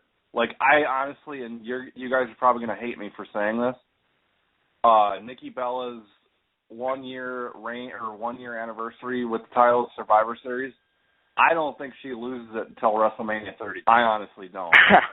Because I think WWE is so goddamn selfish that they not only want to have Nikki break AJ's record, they want it to be out of reach for anyone to ever obtain that record ever again. And they want to basically just stick it to AJ Lee and saying, you left, and now we've got somebody who's better and who held the title longer, even though she never freaking defends it. Huh. I hope you're wrong, but the way I feel... I hope I'm wrong, too. Well, I think you're, like I said, I think you're wrong, but hopefully Charlotte will walk out the U.S. champion at Night of Champions. So, yeah. So let's see what happens. All right. What opened up the show was Sting, and how he mentioned how Seth Rollins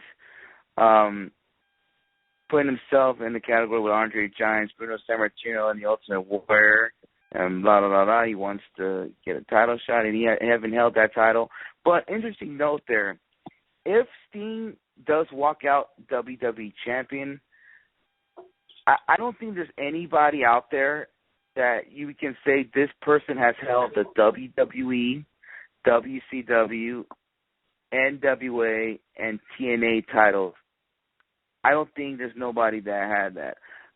Maybe people want to argue Kurt Angle, but Kurt Angle won the World Heavyweight title post WCW. I don't know if you want to count that. But well, he never won the NWA title. I thought he did in TNA. I would have no, he won in TNA. He's been the TNA champion, but he never held the Didn't he NWA beat Joe for the? title. Wait a minute, I think he beat Joe for the title, did he? Was Samoa Joe was the champion? NWA champion? I don't think Samoa Joe was ever the NWA champion. I think he was the... I swear to God he was champion. He may have been, but I don't recall that ever happening, to be honest. Because I think I think the TNA title became a thing in like 2000, like late 2007, early 2008. Well, yeah, somewhere around there, yeah. I know Sting won the NWA World Heavyweight title from Jeff Jarrett at Bound for Glory 2006, because Jarrett was NWA champion going into that match, and Sting won the match. So I think he is an NWA World Champion. Let's see. Yes, he is. He's a one-time NWA World Champion. No, he won it before, too, with the old days with Flair, when WCW was barely starting. The name brand WCW was starting, and he won the NWA title from Flair back then as well. Yeah, so he's technically... Okay, I got confused. I thought you guys were talking about Kurt Angle for some reason. Yeah, we did talk Kurt Angle, then he brought up Sting. Oh, okay. Yeah, that's why I was trying to think exactly when, because it wasn't soon after Bound for Glory 2006 that they started branching away from the NWA.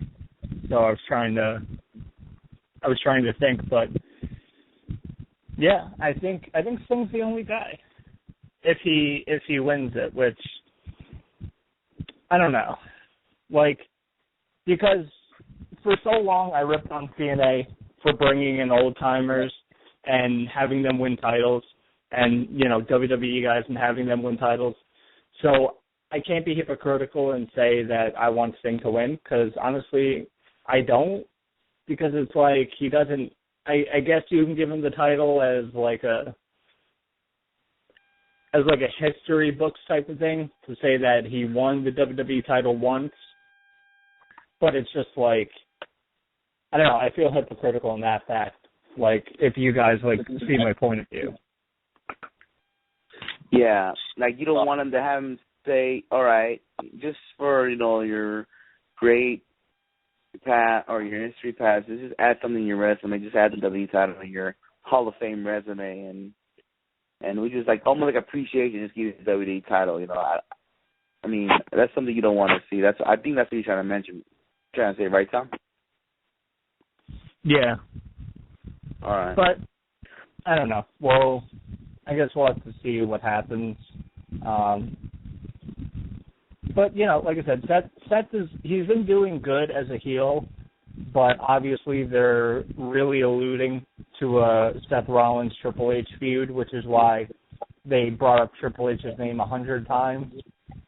Sting brought it up in his promo. Stephanie McMahon brought it up tonight.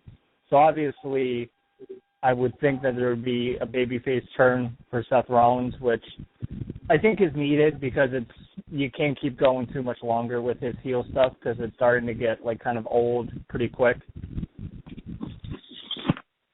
Yeah, that's what I'm thinking too, because they keep mentioning Triple H and this and that, and maybe that's where they're going. And what Nathan mentioned earlier, this could be something that maybe Seth Rollins will break CM Punk's record. You got to do something different. Why not have him turn babyface? And while he's your champion, he can give Triple H, problems the next few months, and see what they do with it. We'll see, but the question is when this match is going to happen. Is this going to happen in Hell in a Cell, right here where I live in Los Angeles, California? Or will it happen, Survivor Series? Who knows? But I'll tell you this right now. If they're planning to end this thing, end this thing between, the baby a heel thing with Seth Rollins, it probably will be end up pretty soon, and then most likely a heel will win the Royal Rumble this year. That's all I'm gonna mention. All right. The opener match was an angle I'm starting getting pissed off at, and it was Dolph Ziggler against Rusev in a SummerSlam rematch, which ended up once again.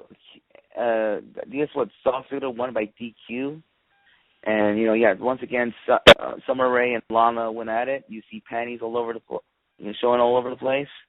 And then, I think it was retarded once again, and I'm going to just mention this right now. This pretty much ended to an angle which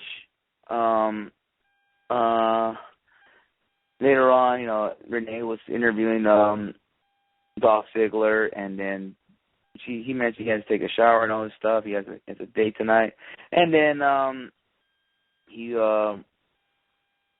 freaking took a shower. Summer Rae was looking into his locker room, which ended up being later on. I think Renee did an interview with Ryback. We heard noise from Summer Rae, and she took off. And then I guess what happened was Dolph was only wearing a towel. Basically saw him naked. I thought she stole his clothes or something. And then it was meaning that, you know, led to Lana getting upset at Dolph because of Summer Rae saw him naked, and then later on Summer Rae, you know, mentioned that what happened, that Dolph's claiming that Dolph's trying to hit on her and all this crap. And that's basically what happened on Raw, to try to make Lana jealous and all this stuff. So I'm going to start with Tom. What do you think of this whole angle between Summer Rae, Lana, and Rusev, and Dolph Ziggler, all this stupid thing that happened tonight? I remember last Monday, when we were doing our SummerSlam review. And I was going over the Rusev-Dolph Ziggler match, in which me and Skip had different opinions about it. I said I hated it. I said I thought the angle was stupid. The finish was stupid. I will stand by that. But I did not think that it could get any dumber than what happened tonight. I literally feel like I'm watching a daytime soap opera. And you know what? That's not what I want. Yes, I understand WWE's entertainment, and they have to do these storylines once in a while. I get it, but it's so ridiculous. And you know what? It just reminds me about how far Rusev has fallen, and even Ziggler, and even Lana. Look at Lana. They built her up as this strong, powerful woman. You know, she didn't take any bullshit. She stood toe-to-toe with The Rock, one of the best talkers in the business, and she was talking right back. And now she's worried about Dolph Ziggler cheating on her, and she's crying live on TV. So they turned her into a powerful, strong woman, into another crying little diva. Freaking amazing how much they can botch a character in such a short amount of time. This angle is stupid. The storyline is stupid. Tonight's segment was stupid. The match tonight wasn't that good. Pretty much almost put me to sleep. Please, at Night of Champions, get rid of this angle. End it. Finish it. I never want to hear from it again. I don't want to see it again. I don't want any mention of it. Ridiculous. That's all I have to say. Yeah, I'm getting tired of this shit too. Yep. Nathan, go for it. I remember watching it, and I really didn't watch the match because I didn't care, and I was kind of tuned out and what have you, but I remember tweeting, it's like, I hate stuff like this because I know exactly where it's going to go, because I have a feeling that at Night of Champions we're going to get Rusev and Summer Rae versus Dolph and Lana in a mixed tag match. Even though Lana cannot wrestle, but people keep insisting that she's training, and I have not seen proof of that. So I'm not going to say anything about whether she can wrestle or not because I don't know. I'm just saying I haven't seen proof, and until I see proof, I'm not going to believe it because I don't believe everything I read. But this is not good, and Rusev is being made out to look like an idiot, and I don't like it, and it's a stretch from where we were with Rusev, like, prior to even, like, WrestleMania, and it's bad all around. And it's like, if this, people clamor for, like, they wish the Attitude Era was back and whatnot, and they remember the Attitude Era for the good stuff. But you have to remember, like, this angle right now that they're doing is shades of the Attitude Era, because they used to do this shit all the time. And it's like, whenever they bring up something from the Attitude Era, it's always something like this where they bring out the worst in it, and it's not good at all. And this feud, as soon as it's over, I can't wait to wash my hands of it and pretend that it never happened, because it's awful. Yeah, I mean, I think what Tom said, 9 champions end this feud already, please. And I saw this tweet earlier. Someone tweeted, I thought, because I think over the weekend you've seen pictures of Dolph and Lana, like, hanging out in Disney World or whatever, and then you see someone tweeted that I thought Lana was in Rusev real life, and then Dolph replied, he thought so too. I had to put that out there. I saw that too. I thought it was funny.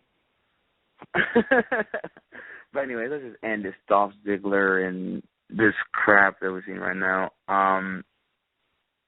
Also, I want to mention Cesaro going against Kevin Owens. Once again, another great match from these two. It was just like another repeat that we saw in SummerSlam, which SummerSlam was probably the best match of the night between the two, and then once again they killed it again. Once again, Kevin Owens walks out the victory, and I don't know what's next between the two, but starting with Tom, what you think about that match, and what do you think is next one with this Cesaro and Kevin Owens feud? Is the feud has ended, or you think they're going to continue on? I don't know if it's going to keep continuing. I don't know if they just did it as a, because tonight was SummerSlam rematch galore. So I can't tell if it's really continuing. I wouldn't mind because these guys are going to keep putting on great promos and great matches. So why the hell not? But yeah, just another great match between these two. I wouldn't expect any different. You knew it was going to be great. Two of the top performers in the company. And yeah, like I said, it's a shame that this is put on the same show as whole Lana Ziggler Summer Rae Rusev thing. Like I said, you have two great performers going out there and giving it everything they got, and they have to be relegated to being on the same show as this. But like I said, they were the highlight of the show for me. For a while, Kevin Owens has been, and I kind of expect that. Like I said, and I think a lot of people do as well, because the guy is. I can't really think of like a better overall performer. Kevin Owens has the charisma. He is such a great heel. Like his antics are the best. He's great in the ring. He can go with just about anybody. I can't really argue that there's anybody better in WWE besides him. Cesaro, obviously, I would put him at the top as far as in-ring guys. His promos, they're good, but not on the same level. If you get what I mean. But like I said, if the feud continues, awesome. If it ends, let's just hope that they get put into good feuds going forward.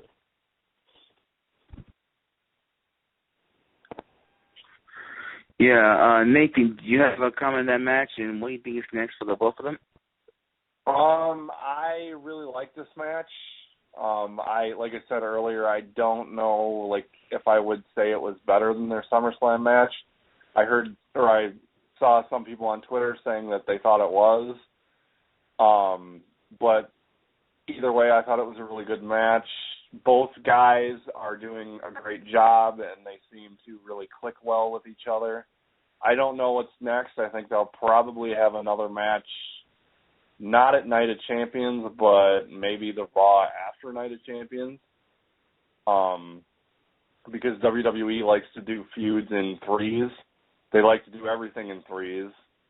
So I think we're guaranteed at least one more match between these two. And then I don't even want to think of where both these guys are going to go after that, because it could be something either really good or something really bad, and something leads me to believe that it's not going to be good for either one of them. But I'm just kind of going to wait and see what we get after these two are done with each other. Yeah, definitely. We'll see what happens with Kevin Owens and Cesaro in the next few weeks. What it lead to? Would it lead to maybe a grunge match and Night of Champions? Who knows? All right. Next match. The debuting of the newest Wyatt family. I'm trying to get the guy's name. Right? I think his name is Braun Strowman. I don't know if I got the name right. Yeah, Braun Strowman. Braun Strowman, yeah.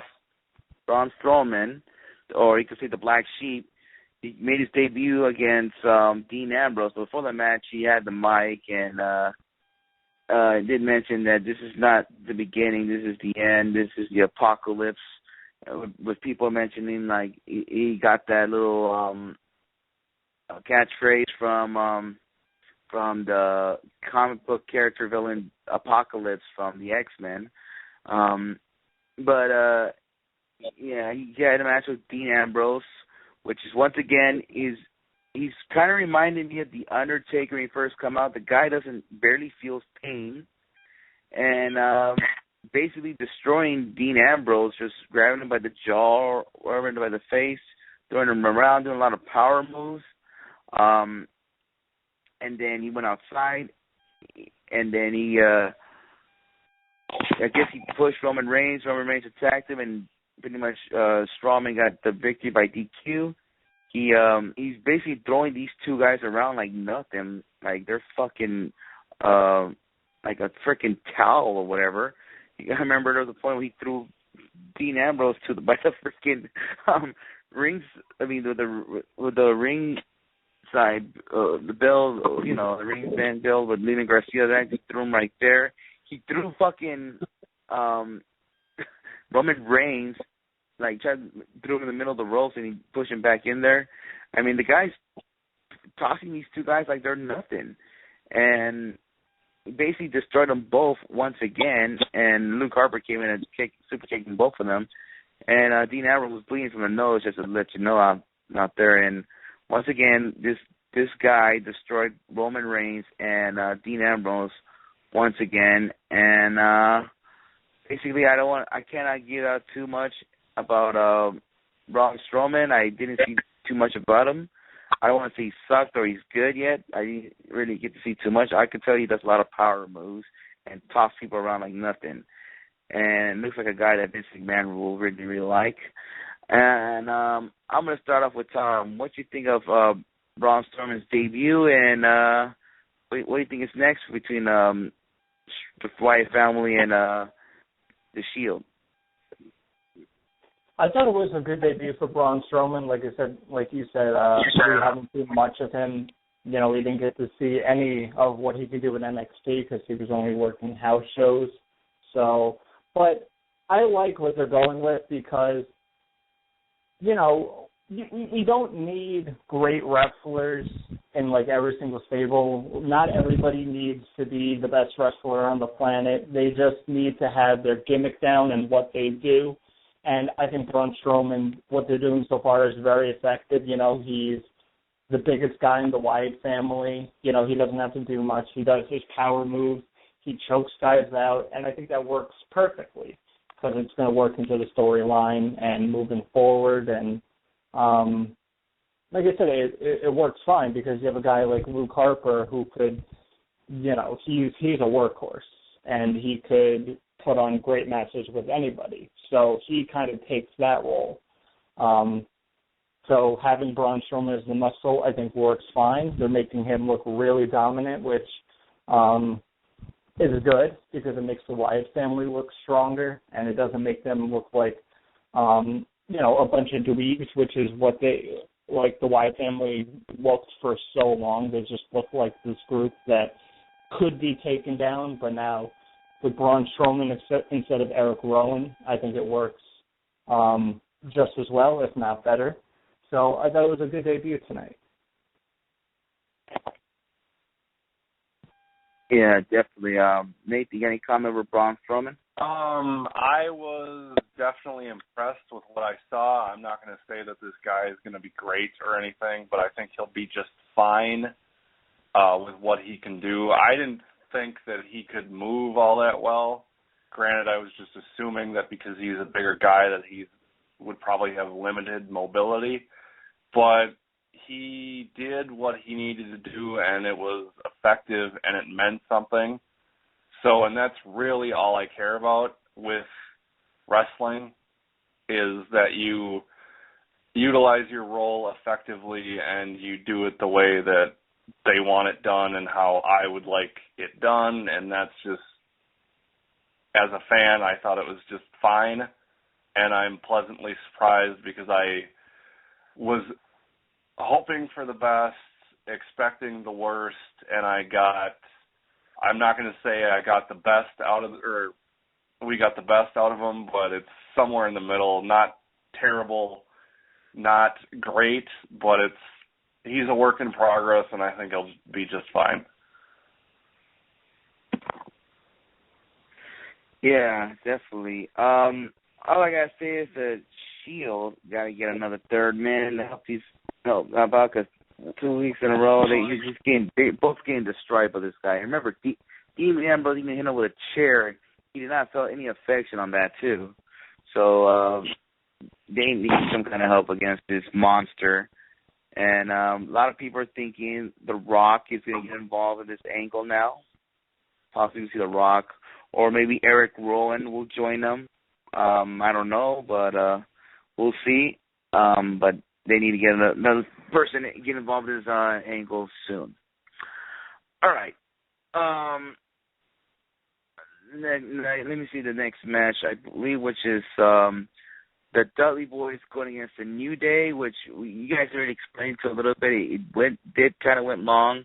There's a little angle going on with the New Day that they don't want the Dudley Boys to be using tables anymore. There's this thing they're doing is called Save the Tables. This angle started on SmackDown between the two. And once again, the primetime players were in commentary. And the way it looks like where it's going, it could be going a triple threat tag team match, a night of champions between the New Day and going against the Dudley Boys and the primetime players. But let me start with Tom. What do you think of that match between New Day and the Dudley Boys, and your thoughts possibly of a triple threat tag team match between the Dudleys, primetime, and the New Day? I mean, I thought it was, like I said, I thought it was good. It went on a little bit too long. Like I said, with Dudley's matches, it kind of has to be short and sweet unless it's like a pay-per-view match. If you put them on Raw and SmackDown, short and sweet and to the point.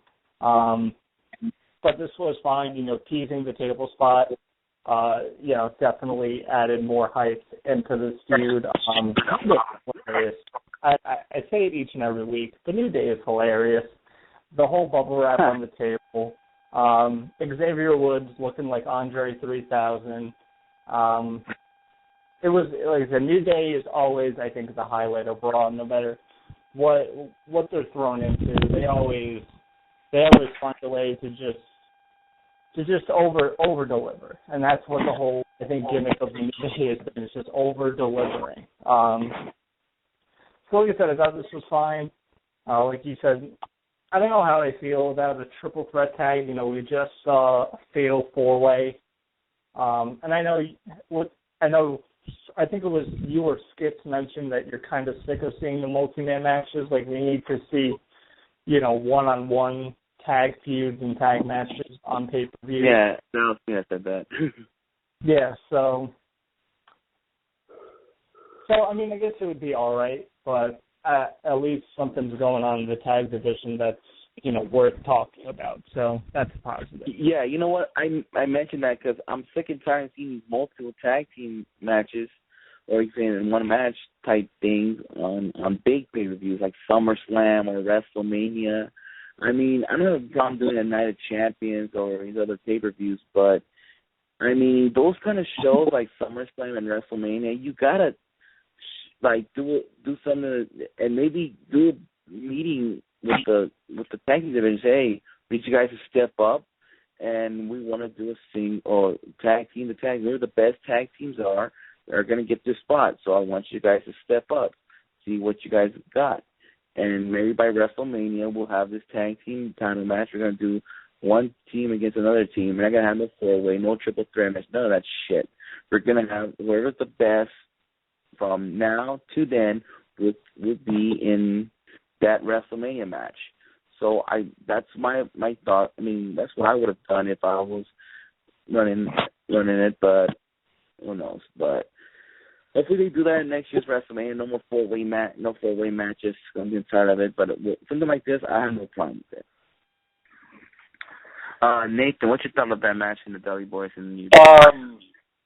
Well, first of all, on your whole thing about the multi-man matches, I agree with you because I think, like, a lot of people will say, like, if you do a 4-way match, say at a WrestleMania for tag titles, it means that there's a lot of depth in the tag division. But in another sense, it kind of demeans the tag division and the tag titles because more than one team is going for it. See, I don't mind triple threat matches, but it just always throws me off a little bit when you've got multiple teams vying for one title. Because, like in WWE, you don't have to earn your title shot, which is why Sting is getting a title shot at Night of Champions. You don't have to earn them. So it's like they just throw random tag teams into the mix and kind of see what sticks. And I understand they're trying to revitalize the tag team division. That's fine, but I would rather see it in a one-on-one or a team versus team context where it's only one team versus one team. And as far as the match tonight, I thought it was fine.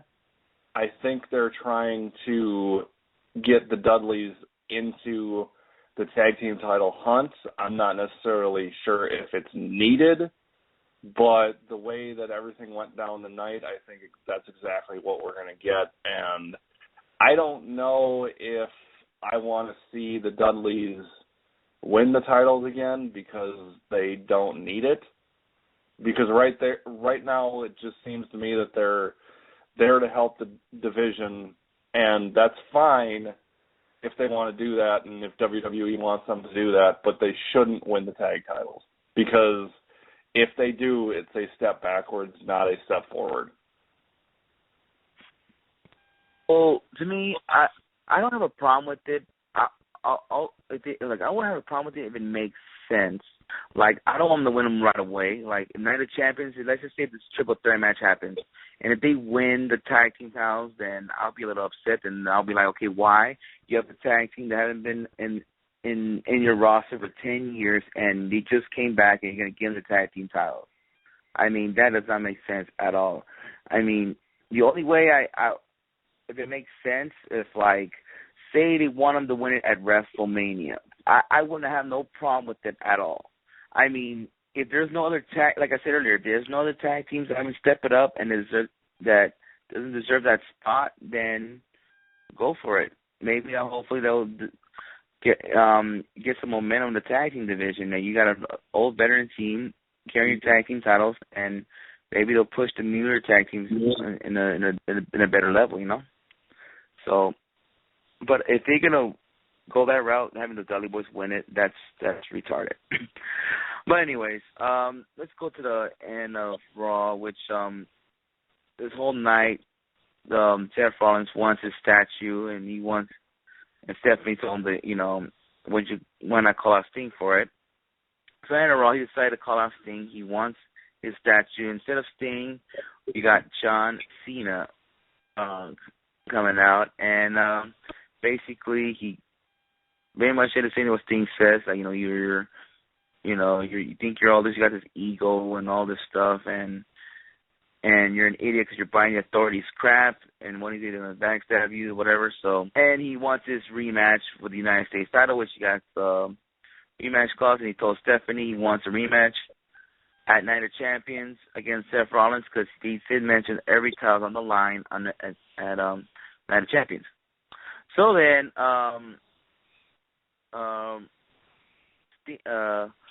Stephanie said that she's going to allow it. So now it's been official. Seth Rollins doing double duty at Night of Champions. Seth Rollins will be defending the United States champion against John Cena, and then later on, Seth Rollins will be defending the WWE World Heavyweight Championship against Sting at Night of Champions. So that's your announcement right there. That's how you end Raw. And people, I understand, Ryback did wrestle Big Show, but is there anything we can talk about that? I know Ryback beat Big Show, but there's no reason to talk about it. But anyways, Tom, what you think of Seth Rollins working double duty at Night of Champions?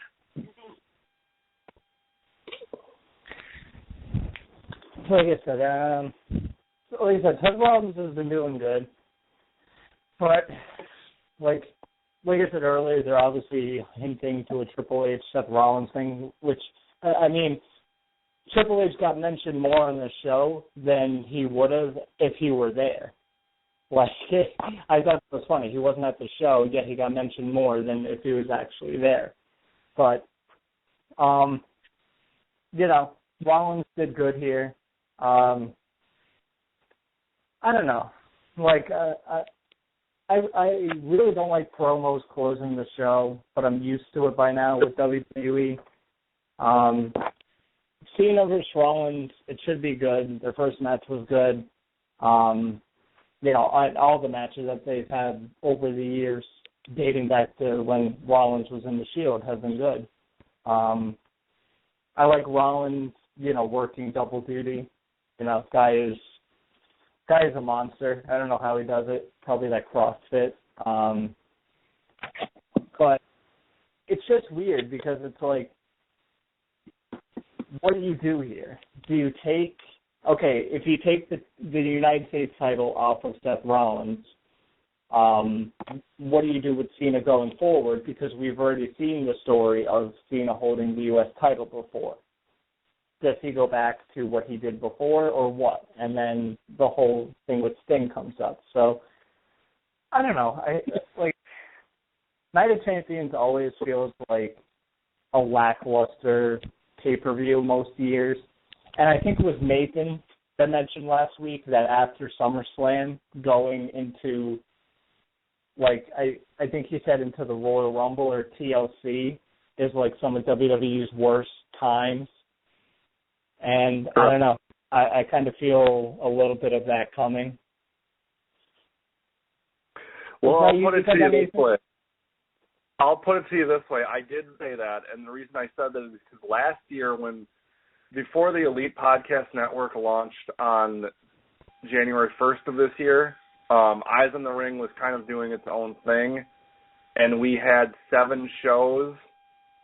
We had started in September, and it was a really bad time to start because at the time nothing of value or of interest was going on, and that's why we stopped and then eventually relaunched on the 1st when we had the first show with Elite Podcast Network. So it just goes to show you that we weren't interested in doing a podcast about wrestling because there was nothing to talk about of interest in wrestling, mainly WWE.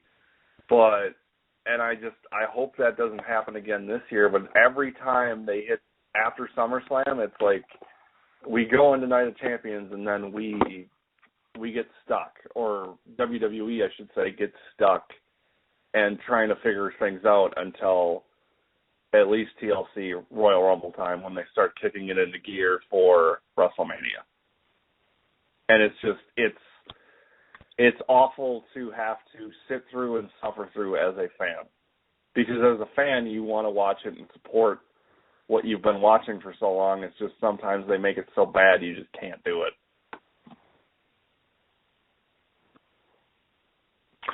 Yeah, definitely. But we'll see what happens in the next few weeks. We'll see if Sting breaks the championship. We'll see if Seth Rollins continue it.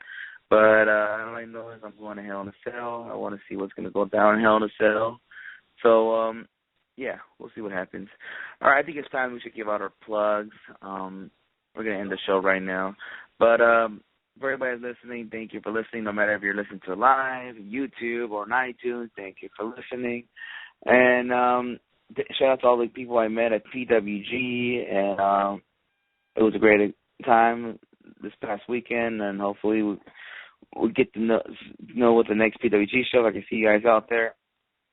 And, you can just follow us at Wrestling Heads here on Twitter, Facebook, Wrestling Space Wrestling Heads, or Wrestling Space Heads. You can find us on Facebook right there. Like us on there. Follow us on Instagram to check our photos from BOLA or any past shows where we met WWE stars or name us, whatever. Check that out. Follow us on Periscope. We're gaining more followers on Periscope like crazy. Check us out there. I mean, Periscope's starting to get big now. There's a lot of people I know. Even my own mom has a Periscope.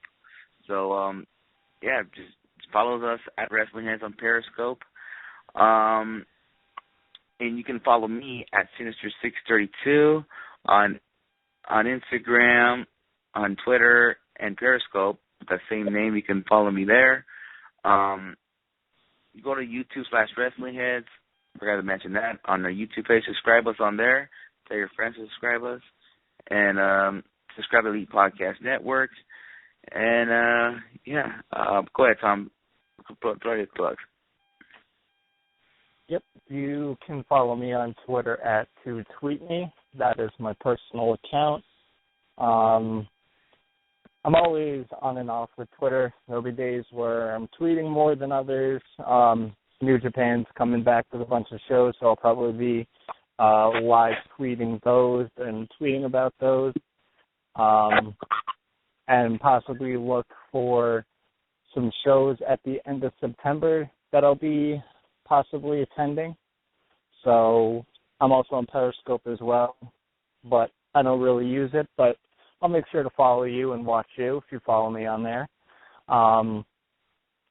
Make sure, because we are start up the show with indies. Make sure you guys are checking out all the indie stuff, smartmarkvideo.com, highspots.com. Check out your local indies. There's so much indies out there. We're talking about PWG this weekend. Beyond Wrestling also had a show this weekend, as did Destiny Wrestling. So big shout out to those guys. All the indies are keeping strong and selling out shows, which is good.